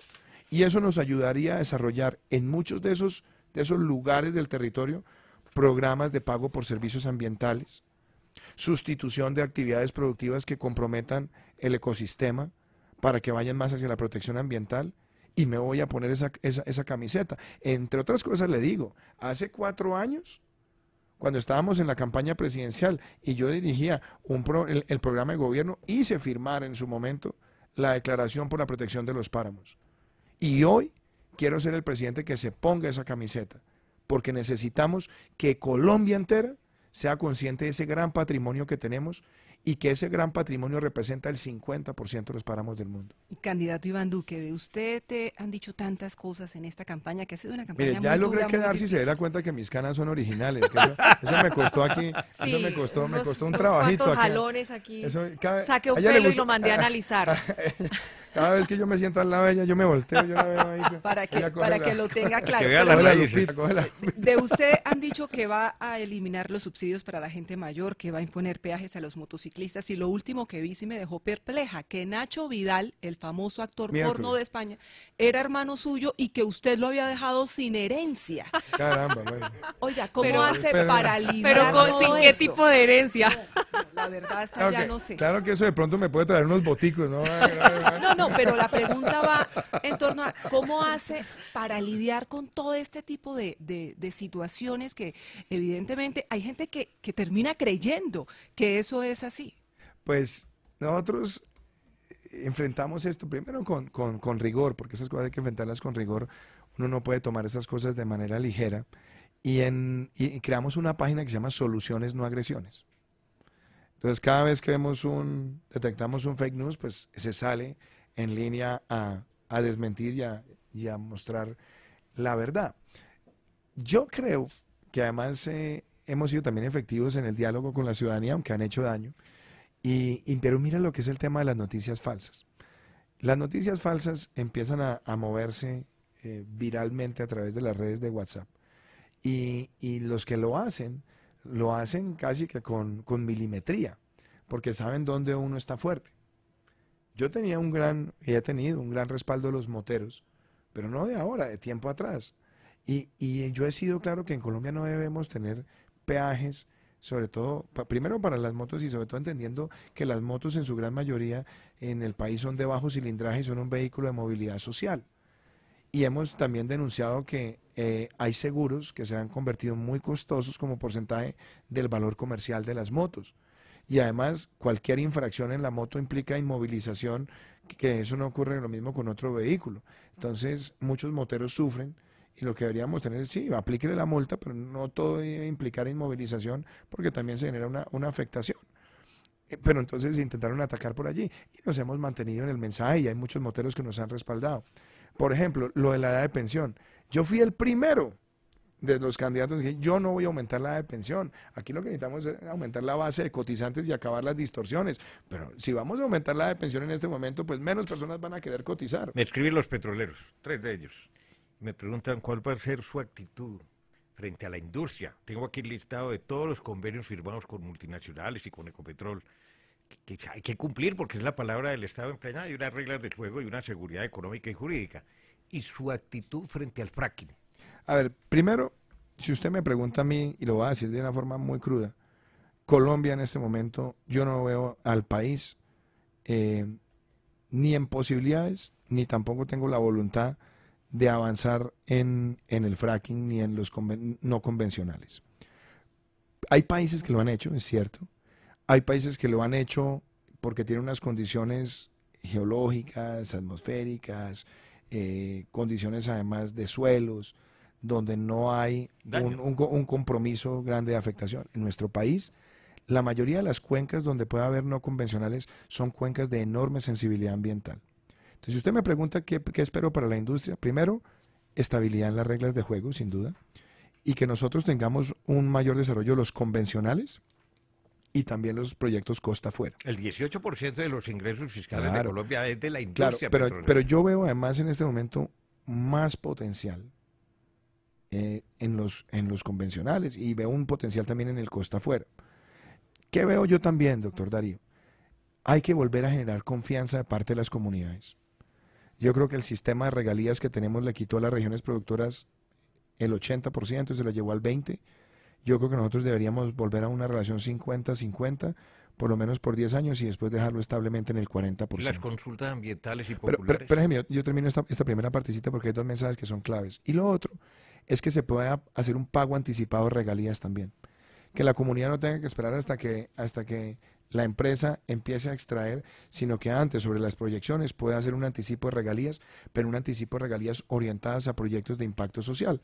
Y también considero viable que habilitemos obras por regalías, que las compañías puedan también comprometerse con obras puntuales en una mejor capacidad de ejecución y van generando también confianza.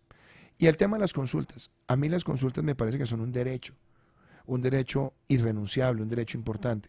Pero lo que el país debe buscar conciliar es el mayor rigor en la consulta con la mayor celeridad también. Lo que no pueden ocurrir son consultas eternas que terminan generando también una afectación grande a los proyectos, a la inversión, porque eso espanta. Entonces yo creo que busquemos el mayor rigor en materia ambiental y social, pero busquemos también la ejecución de unos tiempos prudenciales. Doctor Duque, hablemos de la seguridad.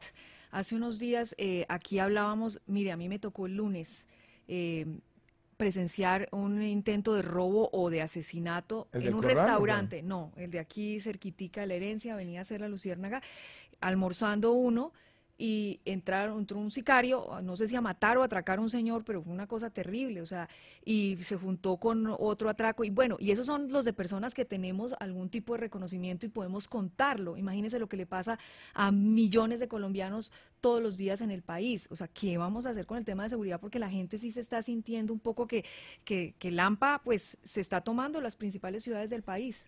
En las ciudades, Darcy, y en todo el país, necesitamos recobrar la seguridad como un valor democrático y tenemos que ser efectivos. En el caso que acabas de decir de Bogotá, miren esta situación. Naciones Unidas siempre ha dicho que el número de policías para una ciudad como Bogotá o para una ciudad capital debería ser 300 por cada 100.000 habitantes. Y lo cierto es que Bogotá está... 100, ¿no? No, 240. Sí, pero es un rezago grande igual. son más o menos 240. Es decir, Bogotá tiene un déficit de 9.000 policías y son 9.000 policías que se requieren y tienen un costo alto, eso vale 300.000 millones de pesos, eso no va a pasar de un día para otro, pero se tiene que ir dando aceleradamente con algo de gradualidad y llegar a ese pie de fuerza, porque el número de policía hora cuadrante en Bogotá son 6.000, divididos en 3 turnos. Entonces tenemos 2.000 policías hora cuadrante para proteger una ciudad que tiene 1.775 kilómetros cuadrados y donde gravitan más de 8 millones de personas. Entonces, ciertamente hay que mejorar la densidad. Pero esa densidad sola no sirve. Hay que tener la denuncia electrónica, las cámaras de seguridad, los sensores de sonido. Bogotá tiene 5 URIs, Bogotá debería tener por lo menos 10.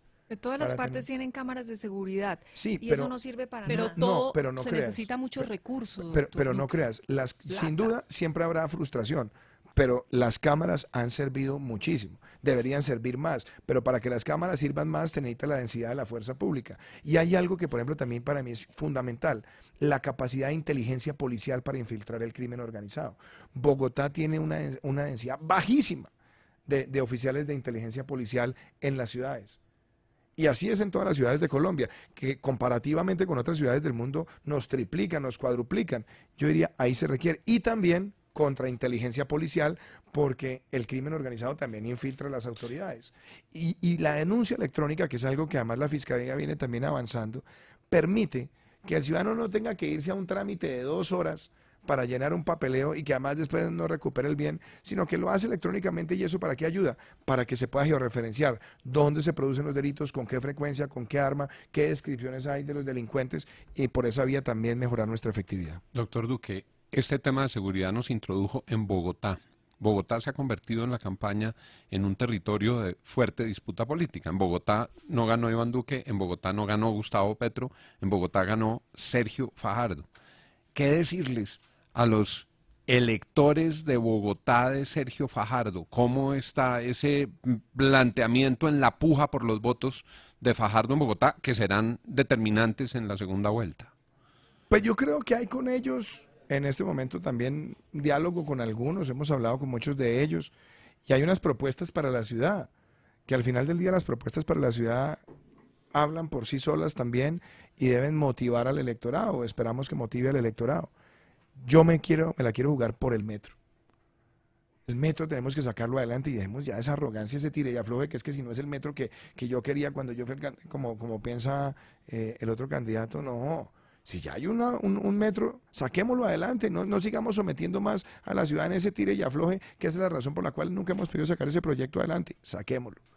Ahora, es una línea y de nuevo, doctor Juan, una ciudad que tiene 1.775 kilómetros cuadrados, esa sería una sola línea de 24 kilómetros o 25 kilómetros. Bogotá tiene que hacer esa, pero tiene que ir pensando cuáles van a ser las 3 o 4 líneas que van a necesitar en 30 años. E ir dimensionando dónde vamos a sacar los recursos. El tren de cercanías, importantísimo. La avenida longitudinal de Occidente, importantísima. El rezago que también hay en las troncales de Transmilenio, es que Transmilenio debería tener 338 kilómetros de troncal y estamos como en 114. Un rezago. El metro tiene que ir articulado con todas el resto de las soluciones de transporte. Y yo quiero una Bogotá vigorosa, con metro, funcionando. Quiero también una ciudad donde en materia de seguridad no solamente tengamos ese pie de fuerza, sino la capacidad de reacción. Y que la ciudad también mejore la dotación de la fuerza pública. Pro Bogotá hizo un estudio hace un par de años donde la dotación de la fuerza pública realmente daba mucho que desear en comparación con otras ciudades frente a los riesgos que tenemos. Entonces, yo creo que seguridad, movilidad, y hay 2 temas que para mí son sensibles. Los temas de emprendimiento. Bogotá tiene muchas micro y pequeñas empresas que tienen que pasar aceite todos los días. Hay que ayudarles a ellos a que tengan mejores esquemas de financiamiento, que trabajemos con los satélites del Restrepo, que trabajemos con las litografías, que trabajemos con la economía naranja, con el sector audiovisual, con el sector servicios. Yo quiero ver a una Bogotá cobrando cada vez más preponderancia en el desarrollo empresarial con esa micro, pequeña y mediana empresa de la ciudad. Para los jóvenes de Ciudad Bolívar, de Bosa, de Usme, de todos esos sectores en Bogotá en los que de manera tan severa se padece la desigualdad, clarísimo. ¿Qué decirles a ellos? Mire, yo he estado haciendo muchos recorridos desde hace mucho tiempo allá desde hace años, inclusive desde cuando yo trabajaba en el Banco Interamericano de Desarrollo.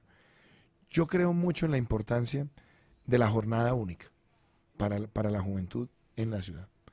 La ciudad tiene que avanzar mucho y Colombia tiene que avanzar en la jornada única, pero también en la doble titulación. Yo quiero a ese bachiller colombiano en los últimos 3 años recibir educación técnica y que cuando se gradúe tenga en una mano el título de bachiller y en la otra el título de técnico. Mira, ayer me emocioné porque fui a RTBC a una entrevista y me encontré con un grupo de muchachos de bachillerato que estaban en 10º, todos con la chaqueta del colegio y también con el escudo del SENA. Entonces les pregunté, muchachos, ¿ustedes en qué andan? Mira, nosotros estamos en el bachillerato, ya pasamos nuestro primer año, empezamos el segundo de formación técnica y todo en técnicos de audiovisuales y de radio, en un programa especial. Si nosotros lográramos que en ese tipo de formación participe el sector privado, que después va a ser el empleador, por Dios, sacamos un bachiller motivado, que quiere salir con el título de técnico y que con un año puede ser tecnólogo y con un año más profesional.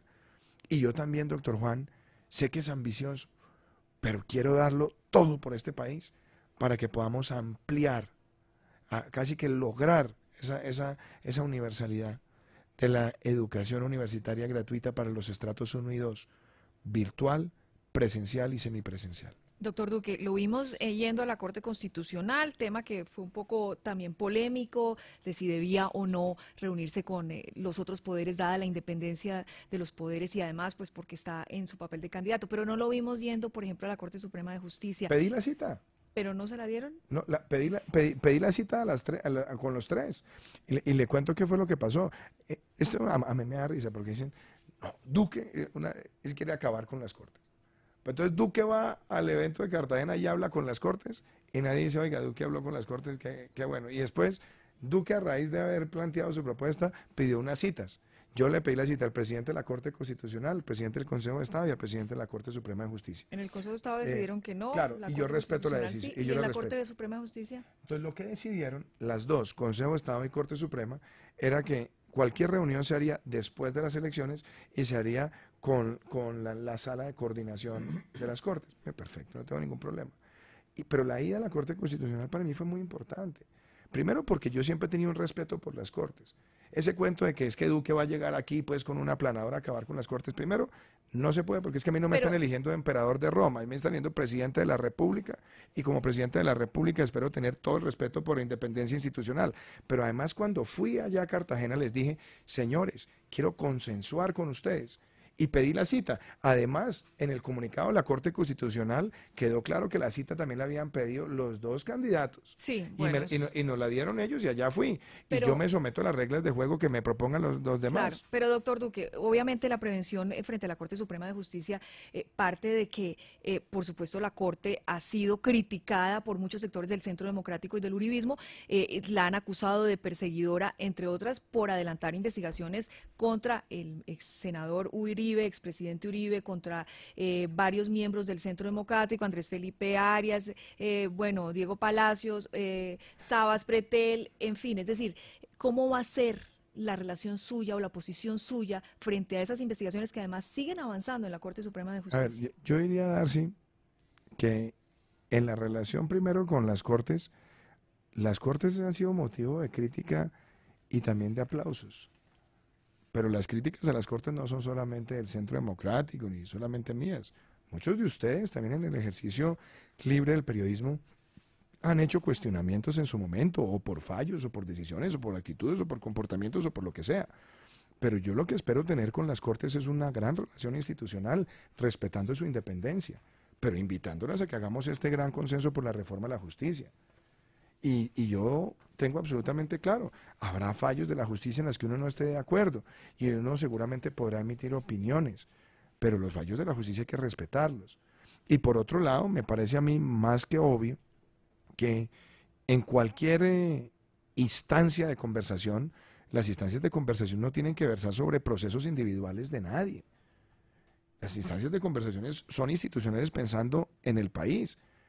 Es que a mí me gustó mucho, y de verdad, no es ni siquiera una crítica, pero esa reunión que hubo en Cartagena, que fuimos invitados todos los candidatos al debate, yo fui el único que fui a plantear mi propuesta de justicia, a mí me pareció que era un escenario tan importante porque estaban todos los presidentes de las cortes, inclusive estaba también el padre de Rudo, de la Comisión de la Verdad, había personas que venían del exterior, y pude explicar con claridad qué es lo que yo quiero para este país en materia de justicia.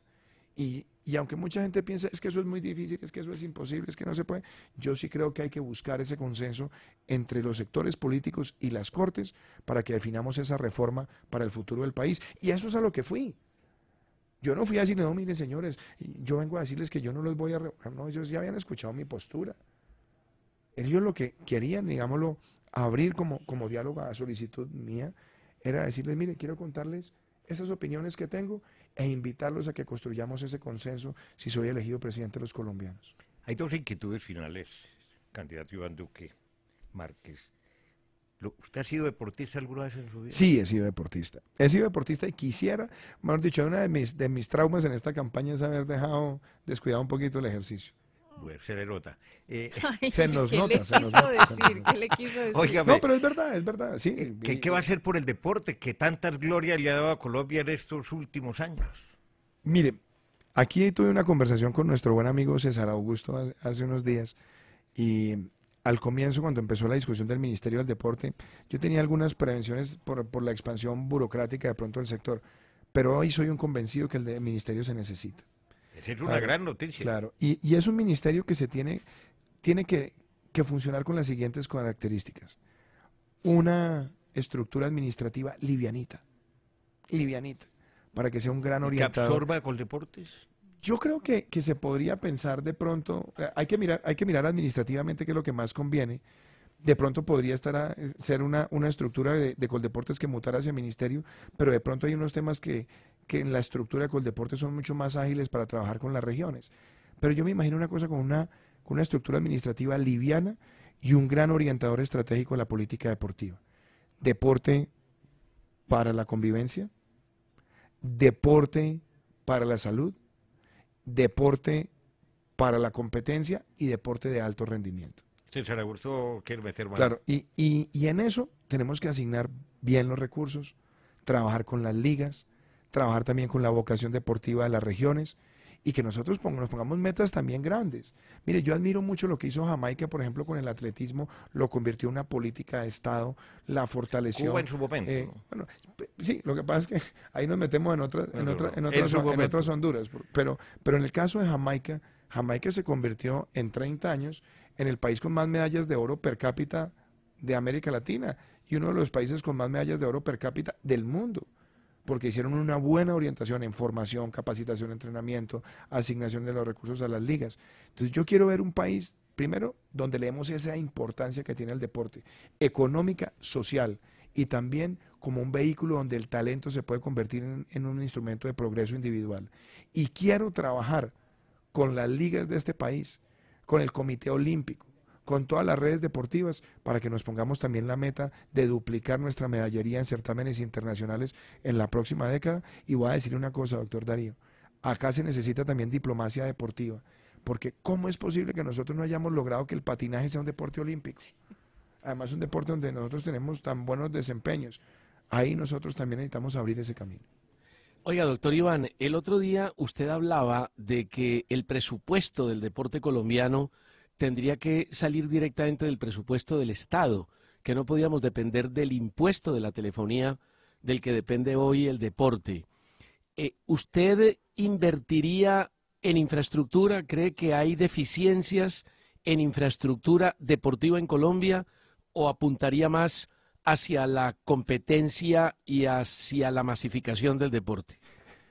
Lo primero, César, es que los recursos, yo no dije que no se siguiera utilizando ese impuesto. No, ese impuesto ha sido muy importante y ha sido una fuente, pero también necesitamos más recursos presupuestales.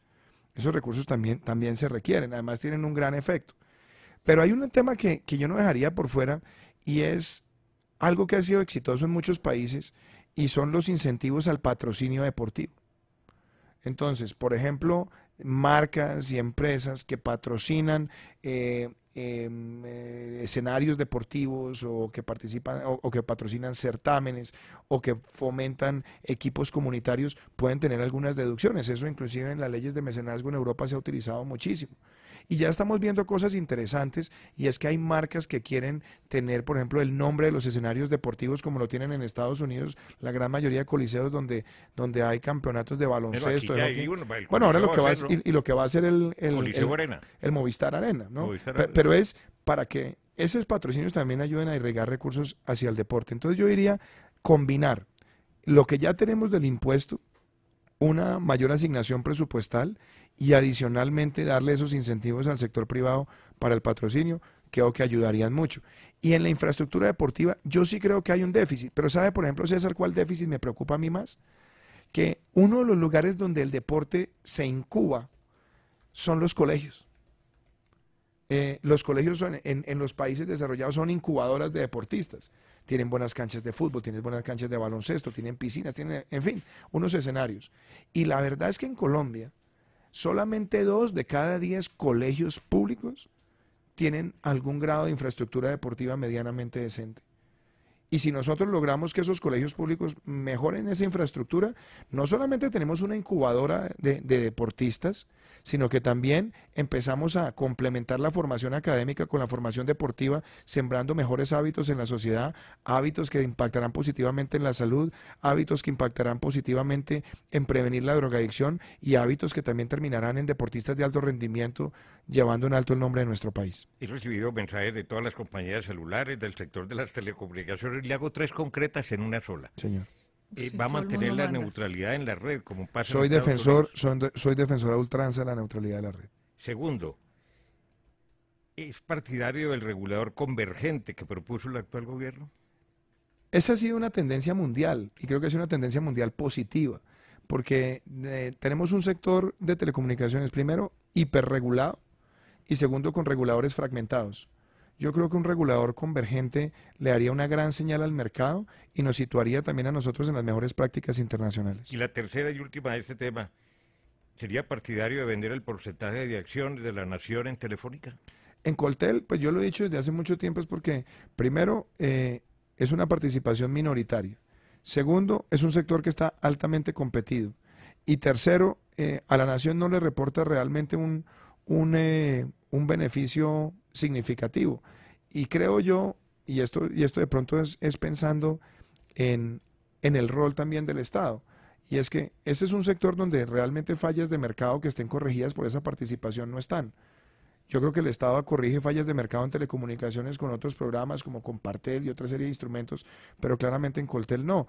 Y esa ha sido una discusión que viene de tiempo atrás. Yo no le vería problema y me parece que hay que saber diferenciar cuáles son los activos estratégicos que generan valor. Yo fui un defensor de Isagen y que no se vendiera Isagen y me parece que en el caso de Coltel los argumentos son totalmente distintos.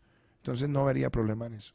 Yo le invito a que escuche un audio que logró nuestro compañero Carlos Castro, que es el director del Centro de Documentación y Archivo de Caracol. Uy, Dios mío. Escuche lo siguiente, esto fue en el año de 1984.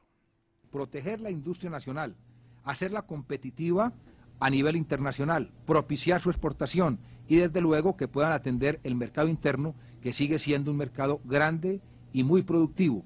Esto desde luego se armoniza con las políticas de importación y exportación que el gobierno ha puesto en marcha, porque lo que buscamos es que Colombia tenga una verdadera mentalidad exportadora que no ha tenido y que se olvide de la política anterior de restricción de importaciones únicamente en el sentido de protegerse hacia adentro y no pensando en que tenemos grandes posibilidades en los mercados externos. ¿Se emociona usted al escuchar a su padre cuando era ministro? Sin duda, Darío. ¿Cómo era su papá? ¿Sabe por qué me toca la fibra? Porque no escuchaba la voz de mi papá hace mucho rato. Casi que le digo que es la primera vez que escucho esa voz desde que murió. Por eso se la pusimos. Yo lo conocí al doctor Iván Escobar, humano. Lo conocí como gobernador de Antioquia, lo conocí como 2 veces ministro, lo traté, teníamos amigos comunes, un grupo de discusión intelectual, almorzamos con mucha frecuencia, siendo ministro y siendo exministro, siendo congresista, y un hombre muy preparado, como usted lo ha demostrado también en el día de hoy. Un gran hombre, un gran colombiano. Que estaría muy Gracias por feliz permitirme en estos escuchar días. esa voz. Y la vamos a regalar, doctor Iván Duque. de Y verdad. además, ¿sabe qué Y me, otras que tenemos guardadas. sabe qué me conmueve también? Que yo era un muy niño cuando él estaba ejerciendo el Ministerio de Desarrollo, pero fue un hombre dedicado a la defensa de la industria nacional. Él fue además promotor del Premio Nacional de la Esa herencia Calidad. le queda a usted para Sí, como compromiso. sí, y además esa ha sido mi línea siempre en favor del emprendimiento y en favor de la industria colombiana. Pero de esa época me acuerdo muchísimo, es que usted me trajo muchas imágenes. Él estaba promoviendo el Premio Nacional de la Calidad, y en ese Premio Nacional de la Calidad recuerdo que fui con él a la primera entrega, una de las primeras entregas en el Centro de Convenciones Gonzalo Jiménez de Quesada, muy similar muy por esa época de esa intervención. Y mire lo que son las cosas, no escuchaba la voz de mi papá desde hace 2 años. Y todavía lo sacude. Me sacude, Los claro. hombres también lloran aquí en Caracol. Le agradecemos profundamente. Ha estado usted durante 1 hora 42 minutos en nuestros estudios. Sabemos que tenía otros compromisos. Le apreciamos y valoramos que haya cumplido esa cita que la pactamos desde la primera vez que vino. Aquí con Red Más, con Juan Lozano, con este equipo periodístico. Y creo que los colombianos tienen muy claro quién es Iván Duque Márquez, qué es lo que piensa y qué es lo que puede llegar a ser. Muchas gracias, Darío, muchas gracias, Juan, Erika, Darcy, y un saludo muy especial también a toda la audiencia de Caracol. Miren, estamos a pocos días, esta será quizás nuestra última entrevista en esta etapa, y quiero decirle a todos los oyentes, desde lo más profundo de mi corazón, que aquí han conocido nuestras propuestas. Yo quiero gobernar para todos y con todos los colombianos, y quiero ser un presidente que entregue su vida para unir a este país, que pasemos la página de la política del odio, que no nos dejemos llevar por los discursos del anti, y más bien construyamos ese país de legalidad, emprendimiento y equidad por el que queremos darle el mayor bienestar a los ciudadanos. Y aquí despedimos esta transmisión especial con los amigos de Red Más, que regresan a su programación ordinaria, como también la cadena Caracol de Colombia. Y estamos listos a llevarles todos los momentos, no solamente del Mundial, de lo que va a acontecer en el día de hoy en cuestión de 40 minutos, sino también del ajuste electoral del próximo domingo. Y creo que estaremos en capacidad de decirle a los colombianos, desde luego con las cifras oficiales, quién será el presidente alrededor de las 5:20 de la tarde. Darío, me deja hacerle la pregunta de nuestro sondeo al candidato Iván Duque, porque mire, ya tenemos a esta hora 7.300 votos. Por supuesto. La gente está participando de manera masiva. ¿Quién cree que ganará el Mundial, candidato Iván Duque? Tenemos varias opciones. Brasil, no está Colombia, Alemania, España y Argentina. No se anticipe, Darcy. Bueno, estos son los más opcionados de acuerdo con los pronósticos. Pues yo sigo que insistiendo hacen que mi favorito es Colombia. Yo voy a hacerle mucha barra a ese gran equipo que tenemos. Creo, la verdad, que este es el mejor equipo de la historia de nuestro país. Mi segunda opción, me gusta mucho la selección española, y además creo que este va a ser el Mundial de Andrés Iniesta. Tengo esa idea. Y yo también sí tengo pues que reconocerlo, tengo una gran admiración por Lionel Messi, por Argentina. Esa es una gran selección. Los resultados van así. Espere, César, y César sabe, bueno, además, óigame, César, a propósito voy a decir una cosa, y no es una cuña, qué berraco libro el que sacó sobre la selección. Mi hijo ahora lo vive subrayando con un marcador, para que usted sepa. Qué bueno, me debe la foto con el libro. Sí, señor. Mire, sí, señor, 60% hoy se Brasil, la cumplo. 60% Brasil, de nuestros oyentes y tuiteros, 25% Alemania, 11% Argentina y 4% España. Todavía puede votar y participar. Y a decir Erika, que estoy de acuerdo con el doctor Iván. Esta es la mejor selección que hemos tenido en toda la historia de Colombia. Sí, ahora, yo quería una cosa, de pronto, ¿cuáles pueden ser palos? Yo creo que palos, de pronto vamos a ver una Inglaterra haciendo un gran mundial, porque tiene una selección impresionante. Yo creo que... De pronto nos toca enfrentar... Sí, es una selección muy, muy completa. Me parece a mí que Francia también tiene un equipo demoledor. Y yo no descarto que entre Francia y Portugal se van a prácticamente a sacar los ojos en esta primera entre Portugal y España se van a sacar los ojos en esta primera ronda y quien pase ahí puede dar la sorpresa. Doctor Iván Duque, no abusamos más de su tiempo ni de su confianza, ha sido muy amable y muchos éxitos por el bien de Colombia. Muchas gracias, doctor Darío, un placer y bueno, ¿y sabe qué le iba a decir? Gracias de verdad por darme ese gusto de escuchar a mi papá después de 2 años de su partida. Me revolvió muy bien las emociones y además me alegra el tema que escogió para escuchar su voz. Con todo gusto y con todo cariño, candidato. Gracias. Con el numeral Duque en Caracol Más, somos la primera tendencia a nivel nacional a esta hora. 8 de la mañana, 37 minutos.